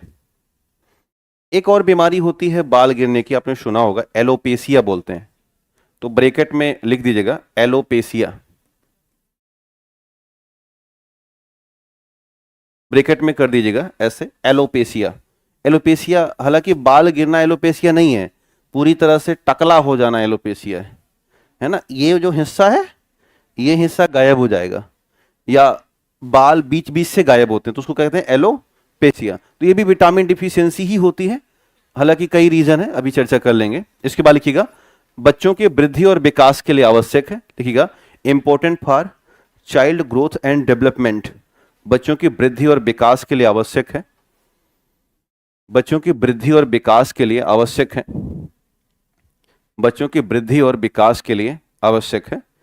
Child growth and development, important for child growth and development. एक बीमारी होती है, इसे बोलते हैं sudden infant death syndrome, SIDS। चूंकि इसका जो जुड़वा है वो AIDS जैसा है ना, एड्स, वैसे SIDS। तो बेसिकली इसके नाम के चक्कर में इसको भुनाया जाता है बार बार कि SIDS क्या है और क्यों होता है। तो 2019 में इसका प्रचलन ज़्यादा हुआ अमेरिका में। बहुत से बच्चे रात को सोए, छोटे बच्चे इन्फेंट, और सुबह उठ ना पाए। तो रीज़न ये था कि उनकी माओ ने फीडिंग नहीं कराया, क्योंकि एक परंपरा चल चुकी है कि फीडिंग नहीं होता, बाहर से दूध लाए जाते हैं और उसी से नैनी होती हैं, उनको पालती हैं। और चूंकि हमने एक दिन सरोगेसी पर भी चर्चा की थी, तो कुल मिला के कहानी ही बदल गई है पूरी की पूरी। तो बच्चों में विटामिन बी सेवन कम हुआ और ज़्यादा कम हो गया, तो सुबह उठ नहीं पाए, उनकी मृत्यु हो गई। तो इसे कहा गया अचानक, सडन इन्फेंट मतलब शिशु, और मृत्यु का सिंड्रोम SIDS। तो लिखिएगा विटामिन बी सेवन की कमी से sudden infant death syndrome SIDS, लिखिएगा deficiency of vitamin B7 causes SIDS, deficiency of vitamin B7 causes SIDS। Full form जरूर लिखिएगा, sudden infant death syndrome, sudden infant death syndrome, है ना। तो इसमें हुआ यही रिस्क फैक्टर कि भाई कई बार होता क्या है कि माताएं, भाई अच्छा नहीं लिख पाए थे, ये लिखा है सडन इन्फेंट डेथ सिंड्रोम, अचानक शिशु की मृत्यु हो जाना। और इसके रीजन है क्या कि फीड ना कराना, और दूसरा अनियंत्रित जीवन शैली जीना। बहुत सी समस्याएं हैं, मोबाइल लेके टिक टिक टिक कर रही हैं, बच्चा इधर या पे पे कर रहा है, कोई मतलब नहीं है, हाँ फेसबुक इंस्टाग्राम तमाम तरह की चीजें हैं। तो ये सारी बातें बच्चे को मॉरल तौर पर डाउन करती है ना। बच्चा एक तरीके से सपोर्ट चाहता है। पहले का जो बच्चा था वो एक माँ से सपोर्ट नहीं पाता था, एक संयुक्त परिवार होता था, मौसी बुआ तमाम तरह की, चाची नानी दादी सब रहती थी, और वो तरह तरह के उपकरणों के जरिए उनको एंटरटेन करती रहती थी। कोई कुछ कर रहा है, कोई मालिश कर दिया। अभी अकेली एक माँ बची है, वो माँ रही नहीं, उसे बहुत से काम है, मोबाइल में घुस के काम करना है। तो बच्चे मॉरल तौर पर क्या हो रहे हैं, कमजोर हो रहे हैं। और जो मॉरल बच्चे कमजोर हो रहे हैं, ये आगे चल के बहुत क्रूर हो जाते हैं, क्रूरता इनमें भर जाती है। और इसका भी असर है SIDS का, इससे भी SIDS के चांस बन जाते हैं। तो बच्चा चाहता है कि उसे सपोर्ट मिले, माँ का सपोर्ट मिले। इसलिए मैं आप सभी को सलाह दूंगा कि जब आप अधिकारी बन जाइएगा और जब आपकी फैमिली प्लानिंग का मामला होगा, तो कोशिश करिएगा कि उस समय आपके माता पिता आपके साथ जरूर हों, या आप घर में रहें, ना कि बाहर रहें, क्योंकि ये व्यापक स्तर पर और आने वाले कई सालों तक आपको परेशान कर सकता है। हम लोगों ने अपना जो एकाकीकरण है, इसे इतना बढ़ा लिया है अपने पैसे के चक्कर में, ये पैसा मेरा है और इसका अधिकार केवल हम पर है। ये बहुत गलत तरीका है। ये पैसा ईश्वर दे रहा है और उसे जिसे देना होगा वो दिलाएगा, हम आप इसके केवल निमित्त मात्र हैं। ये बात ध्यान में रखनी है। थोड़ा सा आप अपना हृदय बहुत सरल बनाइए। आपकी नौकरी के पीछे बहुत बड़े लोग लगे हैं, जिसमें एक है ईश्वर। आपकी नौकरी आपके हाथ में नहीं, ध्यान देना। लाख इंटरव्यू देकर के आओगे, कुछ ना होगा अगर आपके अंदर कलुषता भई रही तो। थोड़ा सा हृदय को संतुलित, मैं एक एग्जांपल हर बार देता हूं। हमारे एक बहुत ही शानदार अब तो दोस्त हैं, पहले छात्र थे। 2022 में उनका यूपीपीसीएस में सिलेक्शन हुआ और उससे पहले वो 4 बार इंटरव्यू दे चुके थे, नहीं हो पाया। उन्होंने एक काम करना शुरू किया, प्रयागराज में रहते थे, सुबह उठते गायों को रोटी खिलाते और उसके बाद संगम जाते, वहां पर दोनों पैर नदी में डाल के घंटों ऐसे बैठे रहते और नदी की धारा को देखने का प्रयास किया। वहां से उन्होंने जब अपने मन में बदलाव लाया तो इतना चेंज हुआ कि पीटी निकला, मेंस भी निकला, और उस बार जब इंटरव्यू दिए तो बड़े सकारात्मक रूप में दिए और संयोग से उनका एसडीएम की पोस्ट पर हुआ। और संयोग ही था क्योंकि मेहनत तो हो चुकी थी। बात समझ रहे ना? तो कई बार इस नौकरी में यह भी मायने रखता है कि आप काइंड हार्टेड हैं कि नहीं हैं, और अगर आप बनावटी काइंड हार्टेड हैं तो एंड मौके पे आपको रोक दिया जाएगा, ईश्वर रोक देता है, क्योंकि ये कहानी ईश्वर की है। तो प्लीज ये भी ध्यान रखिएगा कि आप एक शानदार अधिकारी बनने जा रहे हैं, उस शानदार अधिकारी में क्या होना चाहिए?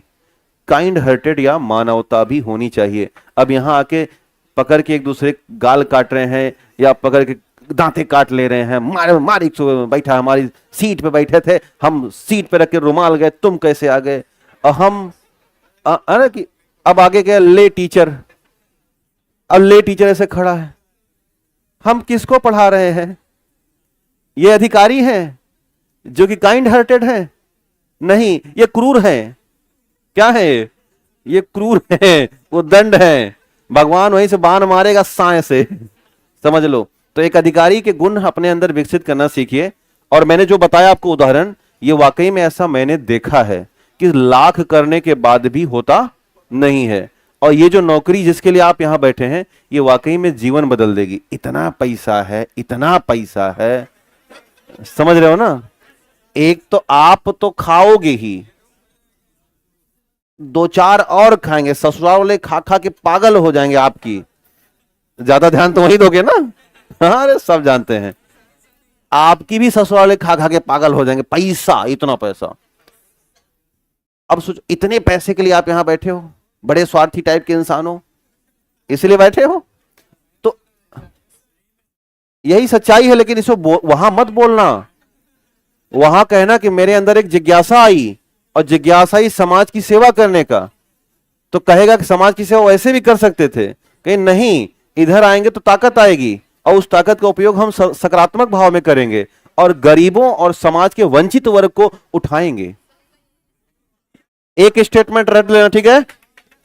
और कितना उठाओगे आप जानते हो, आपको पता ना कितना उठाना है आपको। हाँ, और ऐसा एसडीएम बन के मत आ जाना कि कोई फरियादी है उसको नीचे बिठा देना कि बैठ नीचे, हम एसडीएम, हम राजा। तो हम राजा वाली कहानी नहीं है। नहीं तो एक छोटा वीडियो बनाएगा आपका और डाल देगा और लिखा गएगा कि यहां मुंगेर का एसडीएम फरियादी से बदतमीजी में बात करता हुआ पकड़ा गया, और अंत में एक वहां से नेता फोन गया, इसका कर ट्रांसफर साइड में कहीं ले जा, है ना? हाँ, हर जगह होता रहता है। तो मैं चाहता हूं कि ऐसे बनिए कि जब आपका ट्रांसफर हो तो आपका माल्यार्पण हो। वहां से बनोगे ना आरा भैया? कैसा माल्यार्पण कराना है? जूते जूते का कि गुलाब के फूल का? उस समय कह रहा उस समय देखा जाएगा। हाँ, काइंड हार्टेड नहीं हो। हाँ, होइए। चलिए, तो सैडन इन्फेंट हो गया ना? ठीक है। अब इसके बाद लिखिएगा vitamin B9। Vitamin B9, vitamin B9 लिखिएगा। केमिकल नेम होता है फॉलिक एसिड। फॉलिक एसिड लिखिएगा, केमिकल नेम फॉलिक एसिड लिखिएगा। Other name anti anaemia. हाँ, फॉलिक सामने लिखा हुआ है, लिखिए। केमिकल नेम लिखिएगा, रासायनिक नाम फॉलिक एसिड, रासायनिक नाम लिखिएगा फॉलिक एसिड। अदर नाम लिखिएगा एंटी एनीमिया विटामिन। ये जानते हो ना अभी थोड़ी देर पहले, anti anaemia vitamin. Other name लिखिएगा anti anaemia vitamin, anti anaemia vitamin. Chemical name folic acid. अब लिखिएगा प्राकृतिक स्रोत या नेचुरल सोर्स। लिखिए सूखा खमीर, ये इंपॉर्टेंट है, इसको थोड़ा सा हाईलाइट कर देना। बतख और मुर्गी का अंडा, बतख के अंडे खाने चाहिए, है ना? हाँ, कोशिश किया करो कि सप्ताह में अगर 10 दिन मुर्गी का अंडा खा रहे हो, लेकिन सप्ताह में 10 दिन होते कहाँ है ना? 7 ही दिन होते हैं। तो 10 बार अगर खा रहे हो तो आप 7 और 3 का आंकड़ा लिया करो, 7 बार मुर्गी के अंडे खाओ और 3 बार बत्तख के खाइए। इसके बाद लिखिएगा हरी पत्तेदार सब्जियां, मिलता है महंगा मिलता है, हरी पत्तेदार सब्जियां, लिखिएगा हरी पत्तेदार सब्जियां, टमाटर, टमाटर, फूल गोभी, टमाटर और फूल गोभी, यकृत सोयाबीन, टमाटर फूल गोभी, है ना। आप लोग खाना बनाते समय आधा टमाटर सब्जी में डाला करो, आधा मुंह में, ठीक है, नेचुरल स्रोत ऐसे ही लोगे ना, ठीक। लिखिएगा टमाटर और फूलगोभी, लिवर यानी यकृत, सोयाबीन और मूंगफली, सोयाबीन और मूंगफली, सूर्यमुखी का तेल, साबुत अनाज और समुद्री भोजन, सूर्यमुखी का तेल, साबुत अनाज और समुद्री भोजन, समुद्री भोजन की अंडरलाइन कर दीजिएगा, 2 जगह करना है, कहां कहां, बत्तख के अंडे के पास और सी फूड के पास, बत्तख का अंडा और सी फूड, सनफ्लावर ऑयल और साबुत अनाज और सी फूड, हो गया, ठीक। अब आपको एक एहसास हो रहा होगा ये जो होल ग्रेन है कितना मायनेपूर्ण, समझ रहे हो ना। और होल ग्रेन में चना और गेहूं, अंकुरित गेहूं और गेहूं का चोकर और गेहूं, ये इतना शानदार है कि शायद आप खाना शुरू कर चुके होंगे। हाँ, आप घर जाना लाने की इंपॉर्टेंट फैक्ट लीजिएगा। हाँ, अब की घर जाना तो 1 आध किलो गेहूं खड़ा ले आना, है ना, 1 आध 2 किलो यहां भी मिल जाएगा, 20-22। अच्छा अच्छा, कहां थे अभी तक, जल्दी लिखो, तेजी से लिखा करो भैया, है ना, लिखो फटाक से लिखो, तेजी से लिखिएगा। इंपॉर्टेंट फैक्ट, तो पहला फैक्ट ये कि अगर विटामिन B9 कम हुआ तो क्या कम हो जाएगा, RBC, क्या कम होगा, RBC। तो लिखिएगा, देखिए लिखिएगा विटामिन बी की कमी से, B9 की कमी से, देखिए पहला point, deficiency of the vitamin B9 causes haemo, कौन सा बीमारी हो, एनीमिया, हाँ एनीमिया, लिखिएगा विटामिन बी की कमी से एनीमिया, विटामिन B9 की कमी से एनीमिया हो जाता है, deficiency of the vitamin B9 causes anaemia, vitamin B9 की कमी से एनीमिया हो जाता है। इसे फोलेट या फोलोसिन भी कहते हैं, एक नाम और लिखिएगा, एक केमिकल नाम ये भी है, फोलेट और फोलोसिन। तो फोलिक एसिड अगर नहीं होगा तो ये भी नाम दिखाई देंगे मार्केट में, फोलेट और फोलोसिन। तो एक और लिखिएगा, फोलेट और फोलोसिन के नाम से भी जानते हैं, लिखिएगा also known as a folate and folacin, vitamin B9 also called as a folate and folacin, folate and folacin, chemically known as a folate and folacin, folate and folacin. इसके बाद लिखिएगा अगला पॉइंट, देखिए शरीर की क्रियाशीलता को बढ़ाते हैं, activate the functioning of our body, शरीर की क्रियाशीलता को बढ़ाते हैं, शरीर की क्रियाशीलता को बढ़ाते हैं, activate the function of the body, शरीर की क्रियाशीलता को बढ़ाते हैं, activate the function of our body. और लास्ट लिखिएगा कोशिकाओं के वृद्धि और विकास, सेल ग्रोथ एंड डेवलपमेंट, कोशिकाओं के वृद्धि और विकास में सहायक हैं, सेल ग्रोथ एंड डेवलपमेंट, कोशिकाओं के वृद्धि और विकास में सहायक हैं, cell growth and development, cell growth and development, कोशिकाओं के वृद्धि और विकास में सहायक हैं। मैं बोल तो रहा हूं, लिखो सेल ग्रोथ एंड डेवलपमेंट, ऐसे ही 1 लाइन लिख के निकालो इसको, सेल ग्रोथ एंड डेवलपमेंट, ठीक है। अब लिखिए अगला विटामिन B12, 9 के बाद बीच में गायब हो जाता है, अभी गायब है वाला हम लोग भरेंगे, थोड़ी देर बाद भरेंगे।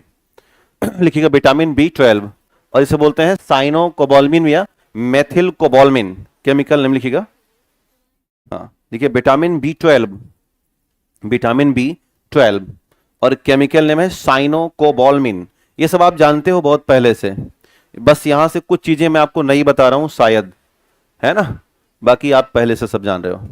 लिखिए केमिकल नेम साइनोकोबाल्मिन और दूसरा है मेथिल कोबाल्मिन, दोनों नाम याद रखिएगा, साइनो और मेथिल, साइनोकोबाल्मिन और मेथिल कोबाल्मिन। घबराइएगा नहीं कि मेथिल है तो कैसा होगा, अब बेसिकली हम लोग क्या याद करते रहते हैं, साइनो साइनो से याद किया ना, तो मेथिल भी हो सकता है, कोई उसका दिक्कत नहीं है, साइनोकोबाल्मिन और मेथिल कोबाल्मिन। लिखिएगा अदर नेम, वही नाम लिखना है, एंटी एनीमिया, ये भी तो है 9 6 12 याद है ना, लिखिएगा anti anaemia vitamin. Other name लिखिएगा एंटी एनीमिया विटामिन। इसमें दो बड़ी खास बातें हैं, आप उसको सुनिएगा और मन में रखिएगा। पहली खास बात यह है विटामिन B12 की, वो ये है कि ये एक ऐसा मात्र विटामिन है जो वर्षों वर्ष हमारे लिवर में स्टोर किया जा सकता है। 1 2 3 4 5 सालों के लिए लिवर में जाके चुपचाप एक जगह बैठ जाता है, और कोई भी विटामिन बी कॉम्प्लेक्स का हिस्सा ऐसा नहीं है जो क्या करे, स्टोर हो सके। तो क्या है, ये स्पेशल है। कैस किस लिए, स्टोरेज के लिए, और सारे के सारे यूरिन के माध्यम से बाहर निकल जाते हैं। दूसरी बड़ी बात कि ये एकमात्र ऐसा विटामिन है ऑल विटामिन बी कॉम्प्लेक्स में जो प्लांट सोर्स से नहीं मिलता, यानी पादप से कुछ भी है वहां से नहीं मिलेगा। फल सब्जी या हरे पत्तेदार सब्जियों में ये नहीं होता। कहां से, केवल एनिमल सोर्स। तो इसका एकमात्र नेचुरल सोर्स क्या है, एनिमल सोर्स है, यानी कि मांस, मछली और अंडा, और दूध और पनीर। तो सवाल आता है क्या शाकाहारियों में 12 की कमी पाई जाएगी? कहेगा यस या नो? उत्तर है यस, उत्तर है नो। उत्तर होगा नो, नहीं, क्योंकि हम दूध पिएंगे। क्या पिएंगे, दूध पिएंगे और पनीर खाएंगे और विटामिन B12 हजम करेंगे। हाँ, लेकिन जो वीगन है उनमें, वीगन जानते हैं ना, जो मिल्क प्रोडक्ट ना ले उनको क्या बोलेंगे, वीगन कहेंगे। जैसे वो है रितेश देशमुख और जेनेलिया डिसूजा उनकी पत्नी है। हाँ, अभी एक तो वीडियो उनका लड़का छींका तो नकिया नीचे आ गई थी, देखा था। लेकिन वहीं पे देखो तो लगता है कि हाँ नहीं, हीरोइन भी ऐसी हैं जो बेहतर होती हैं। उसने देखो तत्काल हटा लिया उस बच्चे को, अपने हाथ में रोका, तो वहीं पे लगे माँ माँ है, कितना भी नेता बन जाओ लेकिन माँ माँ है, और माँ की तरह रहना भी चाहिए। यहाँ तो 4 रुपया पाने के बाद लगता है कि अंग्रेज हो गई हैं, है ना। तो ये बहुत है कि हम अपना क्या करें। हो गया। हाँ, ये जो पिता होते हैं ना, ये भी बहुत बदमाश होते हैं। ठीक है, चलिए, आपको पता है ना मैं कहाँ खड़ा हूं, यहीं से एक मैक मोहर रेखा गुजरती, वो गुजर रही है। और मैं अक्सर यहीं पे खड़ा होता हूं, क्योंकि इस रेखा को हमें ये बताने के लिए होता है कि हमें बैलेंस रखना है। समझ रहे हो ना। चलिए, पिता 5 रुपए जहां पाएगा, आज का नया वाला पिता ना उड़ान छू हो जाता है तुरंत। पुरुष पुरुष अच्छा भी है और पुरुष बहुत बुरा भी होता है। पुरुष पर बहुत भरोसा नहीं किया जा सकता है, जानते हो ना। लेकिन ये ऐसा पुरुष है जो रेलवे स्टेशन पर सो करके वहां से अम्मा को फोन करता है कि हाँ, है ना। तो चलिए आइए बात के, ए भाई जवाबी कीर्तन कर रहे हैं क्या हम? एक भाई इधर, एक भाई जवाबी कीर्तन हो रहा है। चलिए, तो लिखिएगा अदर नेम हो गया। तो अब इसका जो नेचुरल सोर्स क्या हो जाएगा, ओनली एनिमल सोर्स। तो आप लिखिएगा मांस, मछली, अंडा, दूध और दूध के उत्पाद, और ब्रेकेट कर देना कि ओनली क्या, एनिमल सोर्स। लिखिएगा मांस, मछली, दूध और दूध के उत्पाद, और ब्रेकेट कर देना केवल जंतु स्रोत, ओनली एनिमल सोर्स। केवल जंतु स्रोत या ओनली एनिमल सोर्स। हो जाएगा काम, याद रहेगा ना। ठीक। अब मान लो गलती से कोई विकल्प मिलाने के लिए आ गया B12, और उसने लिख दिया कि मांस, मछली, अंडा और हरी पत्तेदार सब्जी, तो क्या कहोगे, रॉन्ग।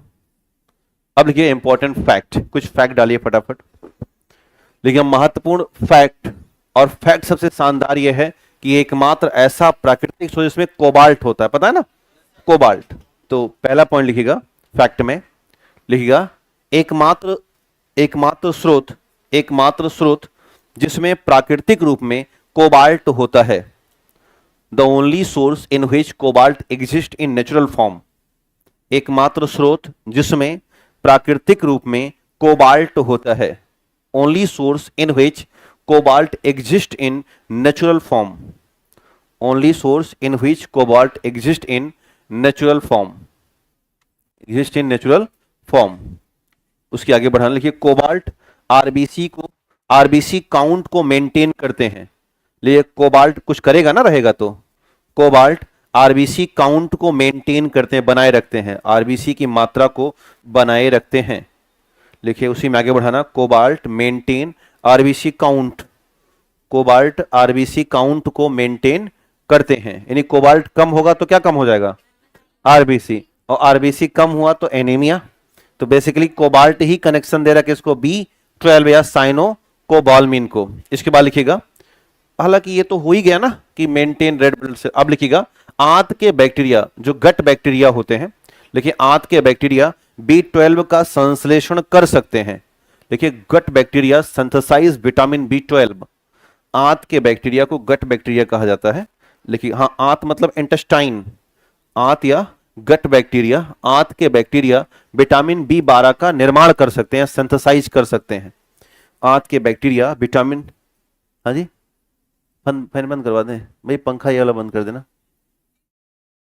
भैया, ये पंखा बंद कर दो यहाँ पे और वहां का, ठीक है। चले, आंत के बैक्टीरिया विटामिन B12 का निर्माण कर सकते हैं या सिंथेसाइज कर सकते हैं। और एक बात जो मैंने बताई ना कि सालों साल तक क्या हो सकता है, हाँ, तो लिखिएगा B12 वर्षों तक यकृत में संग्रहित हो सकता है।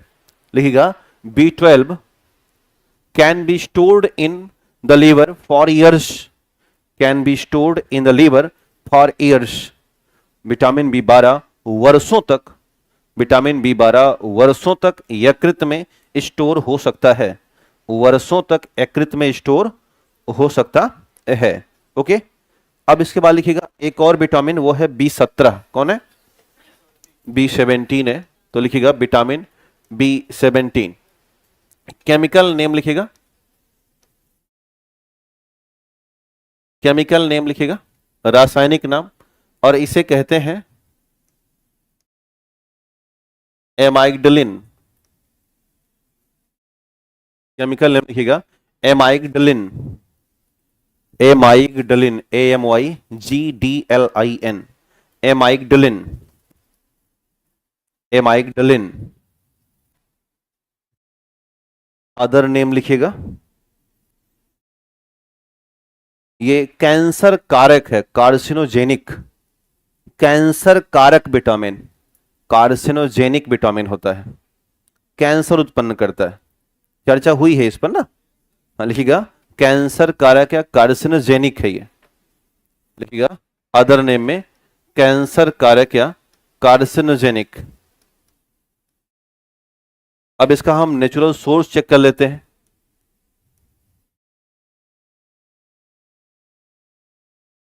लिखिएगा नेचुरल सोर्स या प्राकृतिक स्रोत, ये मिलेगा आपको बादाम में, एलमंड, लिखिएगा एलमंड, बादाम।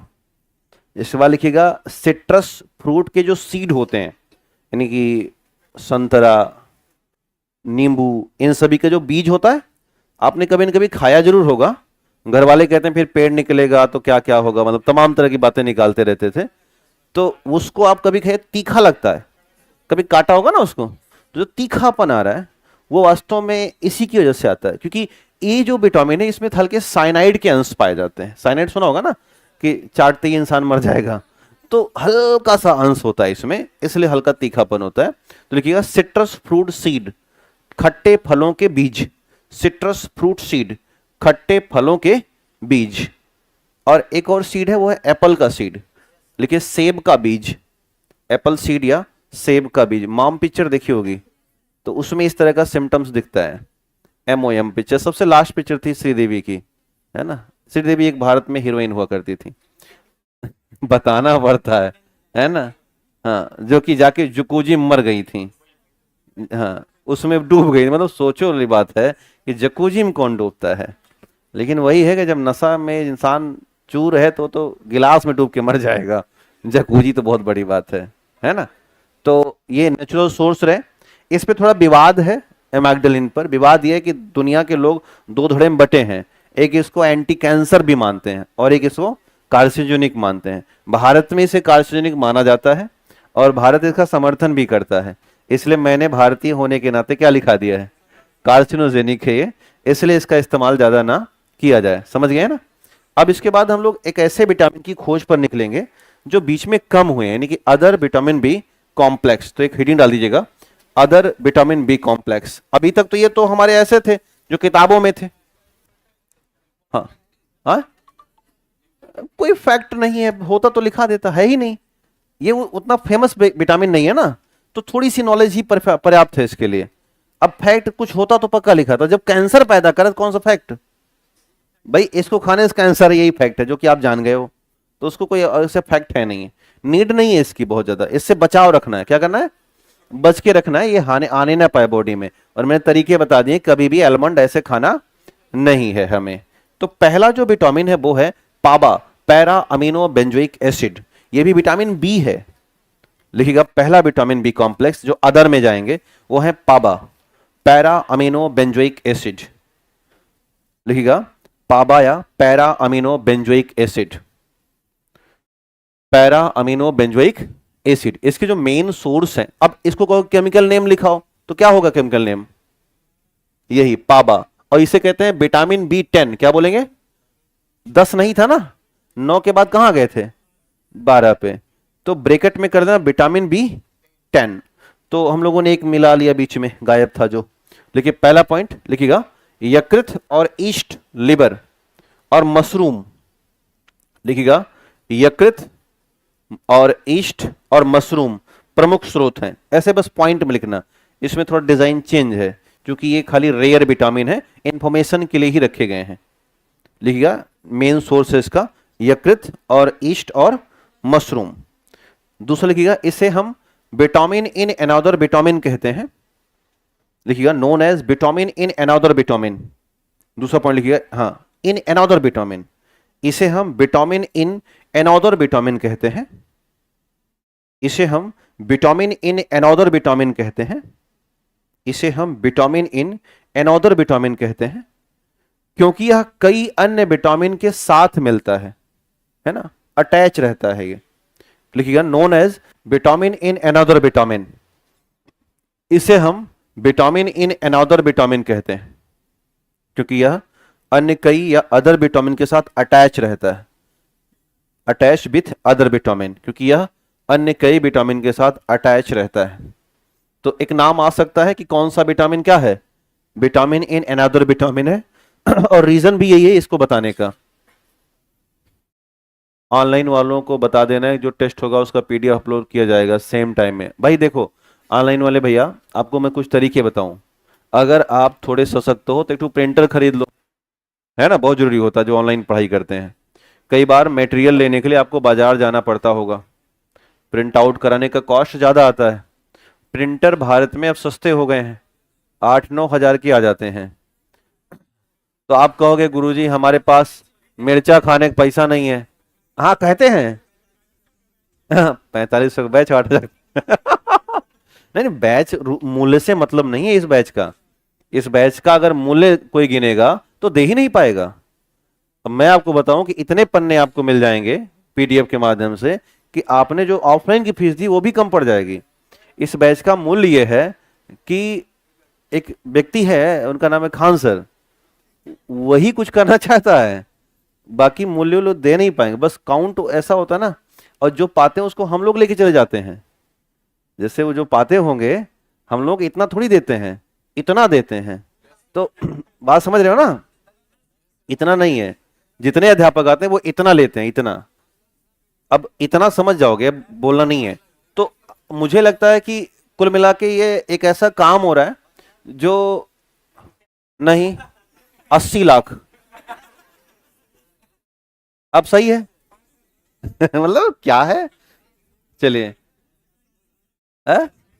मेरे बताने का मकसद यह था कि इसका केवल उद्देश्य यह है कि हम बिहार में कुछ बदलाव लाएं। और बदलाव यही लाएं कि भाई सच्चाई यही है भैया कि आपको हमको, मैं आप अपने ऊपर बता रहा हूं, मुझे हमारे घर की एक बच्ची है, उसका एडमिशन कराना था तथा कथित किसी बड़ी कोचिंग में, नाम तो ले नहीं सकते, वहां नहीं संभव नहीं है। तो वहां मैं गया और पता करवाया तो 1,80,000 रुपये फीस था। तो अब मैं भी अध्यापक, मैंने उस मालिक, कोचिंग के मालिक को फोन किया। तो मैंने उस कोचिंग के मालिक जो फोन किया तो उन्होंने कहा कि सुमित जी आपका फोन आ गया, इसलिए मैं आपकी लाज रख रहा हूं, और हम फीस 1.5 लाख कर दे रहे हैं। हमने कहा मत करिए। 30,000 के इलाज कैसे रख रहे हो, मैं कैसे जी पाऊंगा एहसान लेके, है ना। मैंने पूरी फीस भरी, 1,80,000 रुपए दिलवाए। आज हो गया 3 साल, अभी बैच पूरी नहीं हुई है। अब वो बच्ची जब मिलती है तो हमें ऐसे देखते जैसे आंखों में अंगार लेके कि क्या किए हो मेरे साथ ये, है ना। क्योंकि बैच पूरा हो नहीं पा रहा है, कारण कि 2 घंटे क्लास चलती है, टोटल 2.5 घंटे क्लास चलती है, उसके बाद चलती नहीं। बच्चा साइकिल से आ रहा है, भाई साहब पैडल टूट गया साइकिल का, बैच ना पूरी हुई।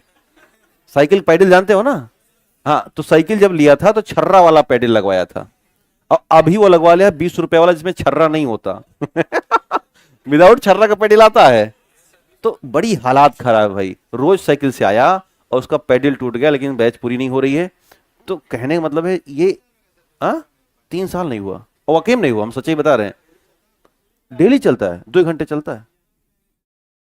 अब पता चलता है कि आज सर नहीं आएंगे, आज सर बिजी हैं। मगर सर मारो एक जूता खींच के मुंह पे, है ना, काहे बिजी है, पढ़ाई करना है, बिजी करना है।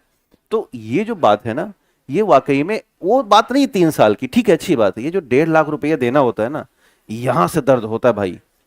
क्योंकि अपने यहाँ बीएड वोड की नौकरी जो डिग्री है वो मिल जाती है 60-70 हजार में या लाख रुपए में, और उसमें एक मिलता है डिग्री। इधर का क्या है ना, कोई वही नहीं है भाई। हमने बैच पूरी कर दी, आपको नौकरी मिली ना मिली हमसे मतलब है, कोई पूछने आएगा हमसे। हम तो मुस्कुराएंगे, है ऐसा कैसे होता है, ऐसा इसीलिए होता है पैसा लिए थे तुम, है ना, ऐसा इसीलिए होता है। तो उस चीज को इन्होंने क्या किया, चेंज कर दिया खान सर ने। लोगों को लगा ही नहीं था कि ये बंदा इतना सक्सेस हो जाएगा, मुझे व्यक्तिगत नहीं लगा था, और तो बात की बात है, लोगों को लगा नहीं था कि यार ये क्या है। मैं इससे पहले भी पटना में पढ़ाता था ना, तो ऐसा नहीं कि मैं नया नया हूं बीपीएससी पढ़ाने वाला, मैं बहुत पुराने टाइप का टीचर हूं पटना का, समझ लो। तो हाँ, मैं, हाँ, मैं पढ़ाता था पटना में। अब नहीं बता सकता ना, तो नाम लेने संभव नहीं होते कोचिंग्स के। तो कहने का मतलब था कि मैं टीचर था, लेकिन प्लान ऐसा था कि संभव नहीं हो पा रहा था। लेकिन जब इन्होंने ऐसा दिखाया दिल्ली में जाके, जनता भाई, एकमात्र ऐसी कोचिंग थी जहां पर मुखर्जी नगर में सुबह 8 बजे लाइन लग गई थी। किसके लिए, एडमिशन के लिए। जबकि मुखर्जी का हाल पता कैसा है, आप उतरोगे, हे आओ आओ, 5,000 छूट है। ये खतरा है मुखर्जी नगर का। किस लिए आए हो, तीन तीन पीछे लग जाएंगे तुम्हारे, कहां जा रहे हो, कोचिंग करनी है, आओ ना। किधर चले। मुझे पकड़ लेते हैं कई बार, क्योंकि मुझे पहचान नहीं रहा है। गए कोचिंग करने, हाँ करनी है, कहाँ चले। कहता है अंदर आओ। हमने कहा किससे मिलाओगे, है ना, किससे मिलाओगे। तो कह रहा आइए टेस्ट फ्री, पैसा दो टेस्ट फ्री। उस मुखर्जी नगर में इस बंदे ने क्या कर दिया, लाइन लगवा दी, किसके लिए, एडमिशन के लिए। और वाकई में 3-3 4-4 काउंटर खोले, और उसके बाद एडमिशन हुआ, और वो टीचर खींच लिए जिसके लिए सपना था, है ना। ये ऐसे से टीचर ला लिए ना, लाना संभव नहीं था, और सबको ले आए। तो ये वाकई में बदलाव था। और किसका वेलफेयर, किसका हुआ, इधर का आपका ही हुआ वेलफेयर। देखो भाई, 15,000 20,000 और 25,000 तक दर्द नहीं करता, ये सच्चाई है। अच्छा, हाँ, और वो भी 1 साल का है ना पूरा, तो दर्द नहीं करता। तो ये है। अब इसका एक रिजल्ट आप ही दे दोगे कि जब रिजल्ट आ जाएगा तो उसका प्रतिफल मिलना शुरू हो जाएगा।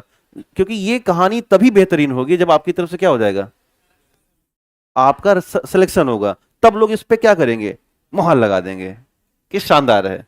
तो वो मुहर आपकी तरफ से है, इसलिए और तरह तरह के प्लान हो रहे हैं और मेहनत हो रही है ना। चलिए लौटाते हैं। इसके बाद लिखिएगा, लिखिएगा तीसरा, लिखिए आंत के बैक्टीरिया को बढ़ाते हैं। लिखिएगा इंक्रीज इंटेस्टाइन बैक्टीरिया। लिखिएगा आंत के बैक्टीरिया को बढ़ाते हैं। इसका नाम सुना, ई कोलाई नाम सुना होगा, एस्चीरियम कोलाई। लिखिए increase intestine bacteria like E coli. लिखिए आंत के बैक्टीरिया को बढ़ाते हैं, जैसे ई कोलाई। आंत के बैक्टीरिया को बढ़ाते हैं, एग्जाम्पल डाल दीजिएगा, जैसे ई कोलाई, ये हमारी आंत में होते हैं ना। हाँ, आंत के बैक्टीरिया को बढ़ाते हैं लाइक एस्चीरियम कोलाई। अगला विटामिन है विटामिन B8, शायद नहीं था, 7 के बाद हम लोग कहां गए थे, 9, और इसका नाम है मायो इनोसिटॉल। लिखिएगा मायो इनोसिटॉल, हाँ मायो इनोसिटॉल, और नाम लिखिएगा ब्रैकेट में विटामिन B8, विटामिन B8 मायो इनोसिटॉल, इसे बोलते हैं एंटी ब्लड फैक्टर विटामिन, प्रतिगंजा कारक, बाल को रोकना, गिरने से रोक लेता है। देखिए एंटी ब्लड फैक्टर विटामिन, प्रतिगंजा कारक विटामिन है, प्रतिगंजा कारक विटामिन। हम लोग लेते हैं ना anti blood shampoo, anti blood oil आता है बहुत सारे मार्केट में। हाँ नहीं, डेंड्रफ नहीं, गंजा लिखिएगा, प्रतिगंजा कारक विटामिन या एंटी ब्लड विटामिन है।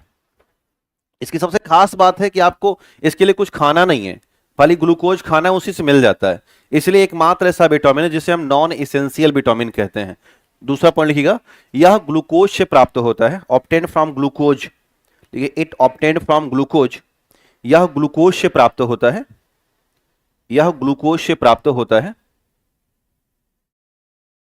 इसीलिए इसे नॉन इसेंशियल विटामिन कहते हैं। हेंस इसलिए इसे नॉन इसेंशियल विटामिन कहते हैं। Hence it is also called as a non essential vitamin, इसीलिए इसे नॉन इसेंशियल विटामिन कहा जाता है, इसीलिए इसे नॉन इसेंशियल विटामिन कहा जाता है। Hence it is called also known essential vitamin. तो याद रहेगा ना, विटामिन B8 या मायो इनोसिटॉल एकमात्र विटामिन है जिसके लिए हमें एफर्ट नहीं करना, आवश्यकता नहीं है, ये अपने आप मिलता ही रहता है। इसके बाद लिखिएगा, इसका काम क्या है, एक बीमारी होती है महिलाओं में, पॉलीसिस्टिक ओवरी सिंड्रोम, है ना, आई थिंक आपने नाम सुना होगा। इसे बोलते हैं PCOS। क्या बोलते हैं, एक होता है PCOD और यह है PCOS। तो लिखिएगा, लिखिए मायो विटामिन B8 या मायो इनोसिटॉल की कमी पर लिखिएगा, it's deficiency causes the problem of polycystic ovary syndrome, cases of the polycystic ovary syndrome, PSOS। अब आज जाके ढूंढ लेना भैया, सारी बात हमें से पूछोगे बताएंगे आज, लेकिन आज जाके देखना क्या है ये, और दोनों देखना क्या क्या, PSOD भी और PCOD भी और PCOS, तो दोनों जाके देख लीजिएगा। हम सब कुछ बताएंगे थोड़ा धैर्य के साथ, लेकिन आप जरूर देखना, दोनों बातें देखेंगे तो समझ में आएगा, ठीक है। इसके बाद लिखिए, अगला है कोलाइन, और वो है विटामिन B4। 3 के बाद 5 आ गया था ना, हाँ घाव भर रहे हैं विटामिन के, लिया कोलाइन, vitamin B4, vitamin B4, vitamin B4। तो लिखिएगा, पहला पॉइंट लिखिएगा, विटामिन B कॉम्प्लेक्स का हिस्सा है, also part of vitamin B complex, vitamin B complex का हिस्सा है,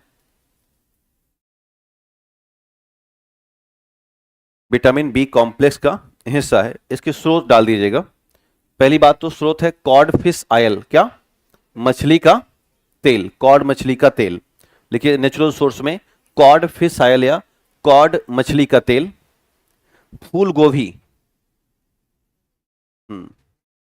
फूल गोभी, कॉड फिश ऑयल और फूल गोभी। उसके बाद लिखिए ब्रोकली, गेहूं, दूध और टोफू, टोफू भी दूध का ही बनता है, गेहूं, दूध और टोफू, गेहूं, दूध और टोफू, गेहूं, दूध और टोफू। टोफू भी एक प्रोडक्ट है, पनीर जानते हो, तो पनीर का भाई है टोफू, जो बिछड़ा है मां के मेले में, मिल नहीं रहा किसी को, समझ गए। आज जाके ढूंढ लेना। हम लोग क्या मानते हैं, हाँ सोयाबीन के दूध से बनता है। चलिए आज जाके ढूंढ लेना टोफू, और मार्केट में आता भी है, खाया करो, अच्छा होता है ना। चलिए हाँ क्या ही खाओगे, चलो आगे बढ़ो। लिखिएगा अगला, लिखिएगा, लिखिए न्यूरॉन सिस्टम और ब्रेन को एक्टिव करता है, ये न्यूरॉन सिस्टम और ब्रेन को एक्टिव करता है, मस्तिष्क को या तंत्रिका तंत्र को एक्टिव करता है। लिखिएगा न्यूरॉन सिस्टम और ब्रेन को एक्टिव करता है। रोबिन बता रहे हैं सर टोफू सोयाबीन का पनीर होता है। हाँ बिल्कुल भैया, आजकल तो सोयाबीन के अंडे भी आने लगे हैं ना, पता है नहीं आपको, सोयाबीन एग आ रहा है, सोयाबीन मीट आ रही है, सेम आपको लगता है कि मांस का स्वाद। अभी इसका प्रदर्शनी लगा था, वहां अंतर्राष्ट्रीय व्यापार मेला लगता है दिल्ली में, तो वहां पर एक बड़ा सा दुकान लगा था, तो वो लोग टोटल सोयाबीन के ऊपर मीट मटेरियल दे रहे थे। सोयाबीन का पूरा मतलब लेग पीस। किसका? सोयाबीन का। तो जो लोग शाकाहारी हैं, वो मांस खाने की इच्छा करते हैं, तो उनको क्या दिया जा सकता है? Soybean leg piece. तो उन्होंने प्रॉपर बना भी रखा था। फ्रोजन फ्रोजन फूड होते हैं ना ये, इनको ठंडा करके रखा जाता है। तो आपको एक 100 रुपए में 4 लेग पीस मिल रहा था। मैंने उसको टेस्ट किया कि भाई वाकई में वो सोयाबीन का है कि नहीं। पहले उनका अंडे की भुर्जी खाई, एकदम हूबहू अंडे जैसा, क्योंकि मैं अंडा खा चुका हूं, मुझे पता कैसा लगता है। मैं कभी मांस नहीं खाया आज तक, लेकिन जब मैं लेग पीस खाया तो बताया कि ऐसा ही लगता है। हमको चलो ठीक है, कम से कम पता तो चल गया कि लेग पीस कैसे होता है। तो वो सैंपल दे रहे थे फ्री का। हाँ हाँ, फ्री का दे रहे थे। नहीं नहीं, एक थी, एक लेग पीस ऐसे, मतलब वो बेच भी रहे थे।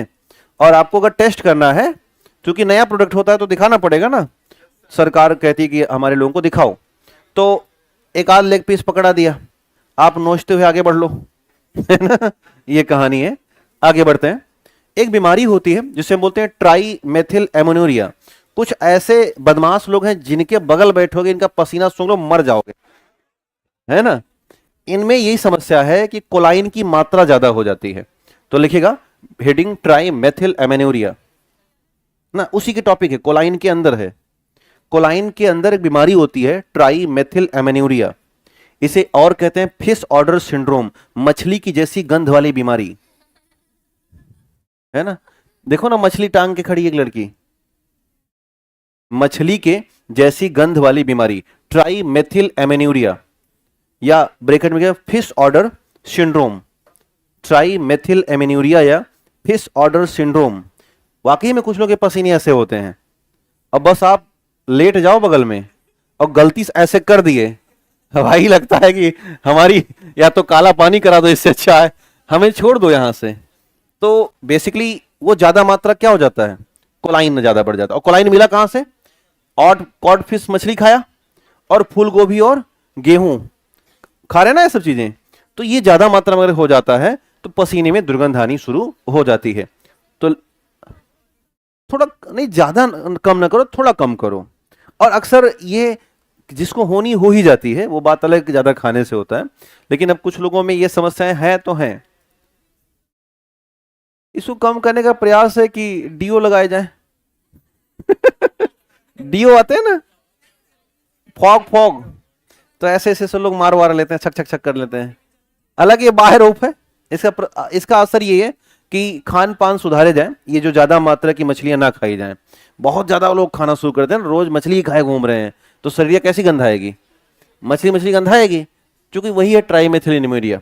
बेकर क्या लिखा? Fish odour syndrome. लिखिएगा कोलाइन की मात्रा ज्यादा होने पर, कोलाइन की मात्रा ज्यादा होने पर यह सिंड्रोम हो जाता है। Excess value of choline causes fish odour syndrome. Choline की मात्रा ज्यादा होने पर, कोलाइन की मात्रा ज्यादा होने पर, कोलाइन की मात्रा ज्यादा होने पर फिश ऑर्डर सिंड्रोम हो जाता है। Excess value of choline causes fish odour syndrome या ट्राइमेथिल एमेन्यूरिया। याद रहेगा ना? हाँ, याद ही रहेगा। अब लिखिएगा विटामिन सी। इसके बाद लिखिएगा विटामिन सी। इसको एस्कॉर्बिक बोलते हैं ना, एस्कॉर्बिक एसिड।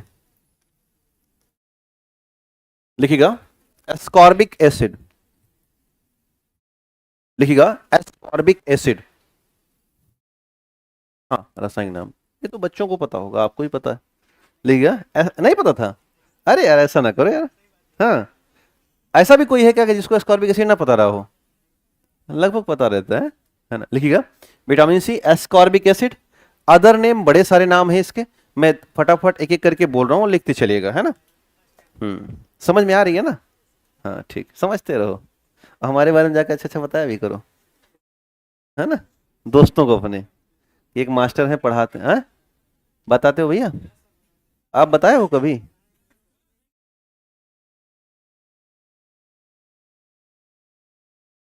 बिजी बताए हो अपने दोस्तों को हमारे बारे में? तब ठीक है, लिख रहे हैं बहुत बिजी। बताए हैं भाई कि अच्छा पढ़ाते हैं ना। आह, तब तो इनको कमीशन मिलना चाहिए। चलिए, 2 रुपए दिए जाएंगे इधर से। चलिए, इतना ज्यादा कमीशन लोगे यार, खतरा पैदा कर दोगे। लिखिए अदर नेम, लिखिएगा अदर नेम। लिखिए पहला, लिखिए एंटी अस्कर्बी विटामिन। अस्कर्बी रोग होता है ना इससे, anti scorbutic, SCURVY, anti scorbutic vitamin, SCUVRY, anti scorbutic vitamin. दूसरा लिखिएगा मोटापा रोधी विटामिन, एंटी ओबेसिटी। कुछ लोग नींबू पानी पीते ना गर्म वार्म करके, लिखिए मोटापा रोधी विटामिन, एंटी ओबेसिटी विटामिन। पढ़े हो ना ओबेसिटी? हाँ, मोटापा रोधी विटामिन है, एंटी ओबेसिटी विटामिन। हिंदी वाले हिंदी में लिखिए मोटापा रोधी। और तीसरा लिखिएगा कैंसर रोधी vitamin, anti cancer vitamin. Cancer रोधी विटामिन या एंटी कैंसर विटामिन, कैंसर रोधी विटामिन या एंटी कैंसर विटामिन। इसके बाद लिखिएगा अगला एंटी स्टोन विटामिन या पथरी रोधी विटामिन। पथरी हो जाती है शरीर में, एंटी स्टोन विटामिन या पथरी रोधी विटामिन। एंटी स्टोन विटामिन या पथरी रोधी विटामिन। एक और लिखिएगा दांत और मसूड़ों का विटामिन, दांत और मसूड़े। हाँ, एंटी स्टोन लिखा आपने, एंटी स्टोन या पथरी रोधी। इसके बाद लिखिएगा दांत और मसूड़ों का विटामिन है, दांत को मजबूत करता है और मसूड़े जो होते हैं उसको भी सही रखता है। क्योंकि अस्कर्बी का मेन सिम्टम्स क्या है? ब्लीडिंग आती है ना। हाँ, तो ब्लीडिंग आती पहले मसूड़ों के पास से, उसके बाद गले के निचले हिस्से से ब्लीडिंग आनी शुरू हो जाती है। तो इतने सारे नाम आपको याद रहेंगे। मोटापा रोक रहा है, कैंसर से लड़ जा रहा है। एक और लिखिएगा, लिखिएगा एंटीऑक्सीडेंट विटामिन या संक्रमण रोधी विटामिन। एंटीऑक्सीडेंट, एंटीऑक्सीडेंट या संक्रमण रोधी विटामिन। एंटीऑक्सीडेंट। हाँ क्या? टीथ और गम नहीं जानते हो? रोज रोज टीवी में चिल्लाए कि गम प्रॉब्लम को दूर करे बबूल लगाएं। चलिए, दांत, अच्छा हम देखेंगे, हाँ हमें देख रहे थे बहुत देर से। चलिए, हमें लगा लिख लोगे।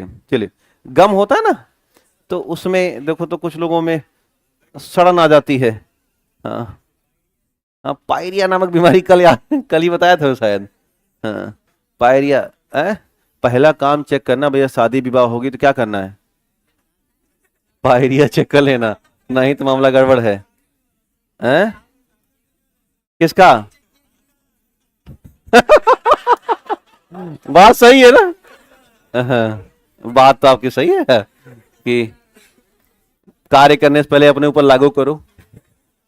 चलिए आगे बढ़ा जाए। तो इसके बाद लिखिएगा अदर नेम हो गया ना बहुत सारे, ठीक। अब लिखिएगा प्राप्ति स्रोत या नेचुरल स्रोत। ध्यान देना, ये जो मैं स्रोत लिखा रहा हूं ये 1 2 3 करके है, मतलब कि वैल्यूएशन के आधार पे है। लेकिन फिर भी मैं एक डिस्क्लेमर देना चाहूंगा कि उत्तर प्रदेश पीसीएस ने गुआवा और ऑरेंज को चेंज कर दिया है। उसने ये माना है कि आंवले के बाद ऑरेंज होता है, जबकि सच्चाई है कि नंबर 2 पे कौन होता है? अमरूद होता है ना। तो ये बातें दिमाग में लेके चलिएगा, और आएगा तो आयोग का ही मानिएगा, मेरी बात मत मानिएगा। हाँ, बहुत शानदार है। लिखिएगा पहला आंवला, आंवला। नंबर 2 पे लिखिएगा अमरूद, गरीबों का सेब है ये अमरूद। अमरूद अभी सीजन चल रही है, 2 महीना 1.5 महीना बढ़िया से खाना है ना, पूरे साल भर का आपको मिल जाता है विटामिन सी। अरे सीजन है वो बात अलग है, एक ले लोगे ना उसमें कटा के खा लिया करो 2 लोग मिलके। लिखिएगा आंवला, अमरूद, ऑरेंज, संतरा। इसके बाद लिखिए नींबू। संतरा आगे है, नींबू पीछे है, ध्यान देना, संतरा और नींबू। इसके बाद लिखिएगा अंगूर का जूस, ग्रेप जूस। देखिए अंगूर का जूस। एक फल होता है कीवी, हाँ, एक तो फल है स्ट्रॉबेरी, 100 रुपए का पाकिट आता है स्ट्रॉबेरी। इसके बाद लिखिएगा एप्पल, एप्पल माने सेब। काहे हंसते रहते हो? गलत बोल रहे हैं क्या? ए फॉर एप्पल, एप्पल माने सेब। लिखिएगा। इसके बाद लिखिए ब्रोकली। इसके बाद लिखिएगा ब्रोकली। इसके बाद लिखिएगा ड्रमस्टिक होता है ना, सहजन, मोदी जी जिसका पराठा खाते हैं, हाँ, उसको लिखूंगा सहजन या डर्मरिस्टिक। हाँ हाँ, ब्रोकली के बाद सहजन या डर्मरिस्टिक। सहजन की पत्ती होती है, उसका हर चीज खाया जाता है सहजन का। उसके बाद एक है चौलाई पत्ती, डर्मरिस्टिक बोलते हैं, डर्मरिस्टिक। इसके बाद लिखिएगा चौलाई पत्ती, चौलाई लिखो CH। जाके कॉपी में कहीं मोबाइल ये नहीं है, ढूंढ लिया करो। हरियर पत्ती है, चौलाई जानते हो, चौलाई साग बनता है। हाँ, नहीं भाई, छोटा छोटा होता है। चलिए, तो ये चौलाई की पत्ती, तो ये क्रम है, ध्यान क्या है, क्रम है, याद रखिएगा। अब लिखिएगा इंपॉर्टेंट फैक्ट, विटामिन सी के फैक्ट डालिए। हाँ, तो हमने जो क्लियर किया डिस्क्लेमर याद है ना, आयोग क्या मानता है, अमरूद को बाद में और संतरे को पहले। हमने लेकिन जो बताया वो सही है, आयोग गलत है, लेकिन आयोग सही है आपके लिए। तो आपको आयोग की माननी, मेरी बात नहीं माननी है। लिखाऊंगा मैं सही सही, लेकिन माननी किसकी है, गलत गलत। क्या कर सकते हो, विवाद इतना उठ जाता है ना क्वेश्चंस का, कि आप 150 सवाल में 5-6 तो उठा ही लोगे उनके, जिसमें हम हर बार क्या करते हैं, भेजते हैं। उसमें से कुछ मानते कुछ नहीं मानते। लिखिए पहला पॉइंट, लिखिए विटामिन सी कमी से अस्कर्बी रोग हो जाता है। विटामिन सी की कमी से अस्कर्बी रोग हो जाता है। गम ब्लीडिंग मेन सिम्टम्स है, मसूड़ों से खून बहना। विटामिन सी कमी से अस्कर्बी रोग हो जाता है, अस्कर्बी रोग हो जाता है। और ब्रेकर कर देना, गम ब्लीडिंग, मसूड़ों से खून, मसूड़ों से खून आना, मसूड़ों से खून आना।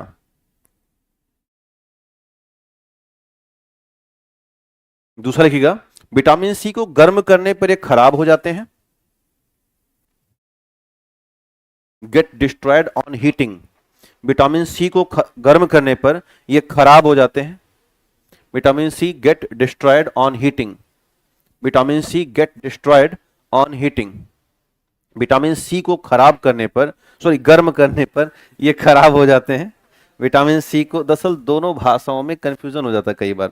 विटामिन सी को गर्म करने पर ये खराब हो जाते हैं, लेकिन आंवला अपवाद है, एक्सेप्शन लिखिएगा आंवला। आंवले के साथ कोई दिक्कत नहीं आती, आप इसका पाउडर भी खाएंगे तो विटामिन सी मिलेगा, और मुरब्बा खाएंगे मिलेगा तो विटामिन सी, लेकिन साथ में क्या मिल जाएगा, चीनी मिल जाएगी, और दोनों बैलेंस करके आपको नुकसान ही पहुंचाएंगे। इसलिए मुरब्बा खाना अच्छी बात नहीं है। बेसिक कोशिश करो कि या तो आप आंवला खाओ या तो आंवले का पाउडर खाओ। कैंडी और आंवला नहीं खाना चाहिए। कैंडी आता है ना, तो कैंडी में भी भयंकर चीनी मिलाई गई होती है। या तो आजकल कैंडी विदाउट चीनी की भी आ रही हैं, तो आंवला कैंडी शुगर फ्री लीजिए, वो भी काफी शानदार है, और मेरे हिसाब से अपने पास रखा करिए, क्योंकि विटामिन सी आप में कमी देखी जाती है। इसके बाद लिखिएगा अगला, विटामिन सी दूध में नहीं पाया जाता, not found in milk. Vitamin C दूध में नहीं पाया जाता, विटामिन सी दूध में नहीं पाया जाता।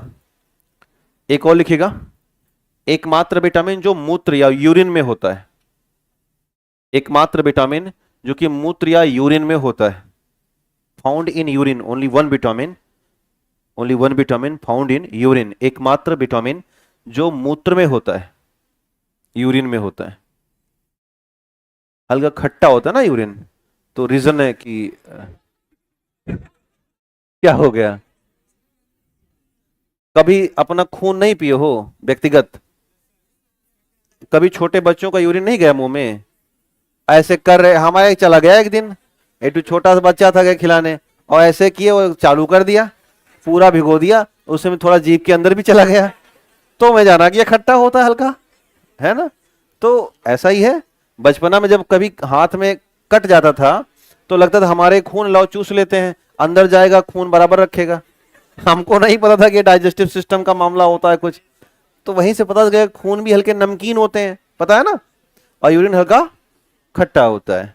चलिए इसके बाद लिखिएगा, विटामिन सी घाव भरने में सहायक है, वाउंड हीलिंग की बात करता है। लिखिएगा, विटामिन सी घाव भरने में सहायक है, विटामिन सी घाव भरने में सहायक है, वाउंड हीलिंग कर रहा है।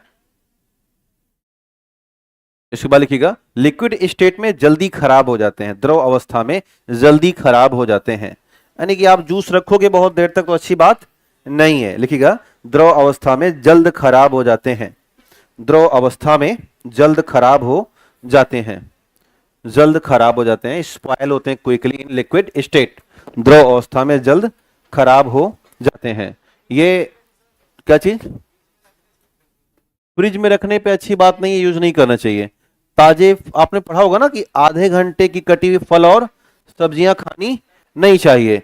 वो बात अलग है कि बफर सिस्टम में फल और सब्जियां 5 घंटे पहले काट के रख दी जाती हैं और आप पहला धावा वही मारते हो, फल खाया जाए बाद बाद देखा जाएगा, दाल भात तो गर्म मिलता है। हमारे बाबा जी थे, मैं ब्राह्मण जाति से आता हूं, तो हम लोग न्योता खाने जाते थे। हमारे बाबा जी दोपहर से मना करते, खाना खाओगे बहुत मारेंगे। काहे को? कि पेट खाली रखो, कहाँ खाना है? जहां न्योता है।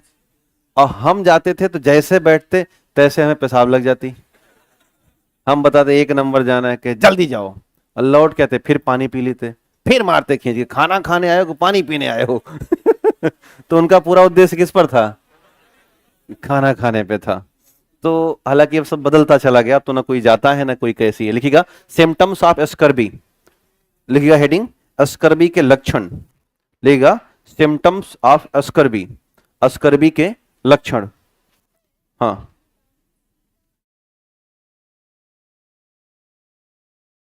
बेसिकली स्टोरकास्ट है कि आप फ्रिज में कर सकते हो न्यूनतम तापमान पर, लेकिन वो प्रिजर्वेटिव इस्तेमाल होता है तो अच्छे नहीं होते वो। हाँ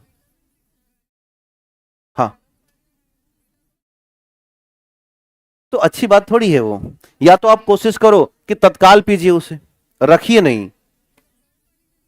नहीं, आप गर्म पानी नींबू डाल सकते हो, लेकिन उसको बहुत देर तक रखिए नहीं, क्योंकि जब तक वो रिएक्शन के तब तक पेट में जा चुका होगा। चलिए इसके बाद लिखिएगा सिम्टम्स या अस्कर्बी। लिखिए नंबर 1, लिखिएगा मसूड़ों में सूजन और ब्लीडिंग, लिखिएगा स्वेलिंग एंड ब्लीडिंग इन गम। मसूड़ों में सूजन और रक्तस्राव, swelling and bleeding of gum. मसूड़ों में सूजन और रक्तस्राव। दूसरा लिखिएगा, हाँ, मसूड़ों में सूजन और रक्तस्राव, लिखिएगा स्वेलिंग एंड ब्लीडिंग इन गम। दूसरा लिखिएगा, लिखिएगा त्वचा रोग या स्किन डिजीज हो जाती है, त्वचा रोग या स्किन डिजीज, त्वचा रोग या स्किन डिजीज। हाँ, इसी से इसमें। इसके बाद लिखिएगा, लिखिए हाथ पैर में सूजन, स्वेलिंग इन, हाथ पैर में सूजन हो जाती है, हाथ पैर में सूजन, और दांत गिरने लगते हैं और बाल गिरने लगते हैं। लिखिएगा hair loss and teeth loss, hair and teeth loss, दांत और बाल गिरने लगते हैं। तो ध्यान दीजिएगा, अगर अस्कर्बी है तो सिम्टम्स है किसका? बाल गिरने का। तो विटामिन सी भी बाल को रोकने में क्षमता रखता है, तो इसलिए विटामिन सी का होना बहुत आवश्यक है। आगे बढ़ते हैं। अब हमारे पास कौन सा है? Fat soluble. तो अब चूंकि समय आगे कह रहा है कि आगे ना बढ़ा जाए, तो कल ध्यान देना, कल ये रहेगा, प्लस में कल एक और छोटा सा टॉपिक है, वो है मिनरल। क्या है? मिनरल। तो कल हम लोग ये कर लेंगे, और कल 9 तारीख है, अरे 10 है, हाँ। और परसों हम एक टॉपिक पढ़ाएंगे प्रोबायोटिक और प्रीबायोटिक, और उसके बाद आपको विदाई दे देंगे, और जस्ट आपका हम टेस्ट ले लेंगे। तो मैं फिर मिलेंगे 1 हफ्ते बाद, दोबारा आ जाएंगे हम। अरे शादी अभी नहीं है भाई यार, पता नहीं वो लोग परेशान करते रहते हैं आपको। मैं भी मजाक कर दिया, वही मजाक कर दिए। अरे ऐसा नहीं है, ऐसा होता तो मैं आपको बताऊंगा नहीं, इतने प्यारे लोग हो आप लोग, है ना। हम दिल्ली जाते हैं किसी काम से, फिर लौट आएंगे। हाँ, हर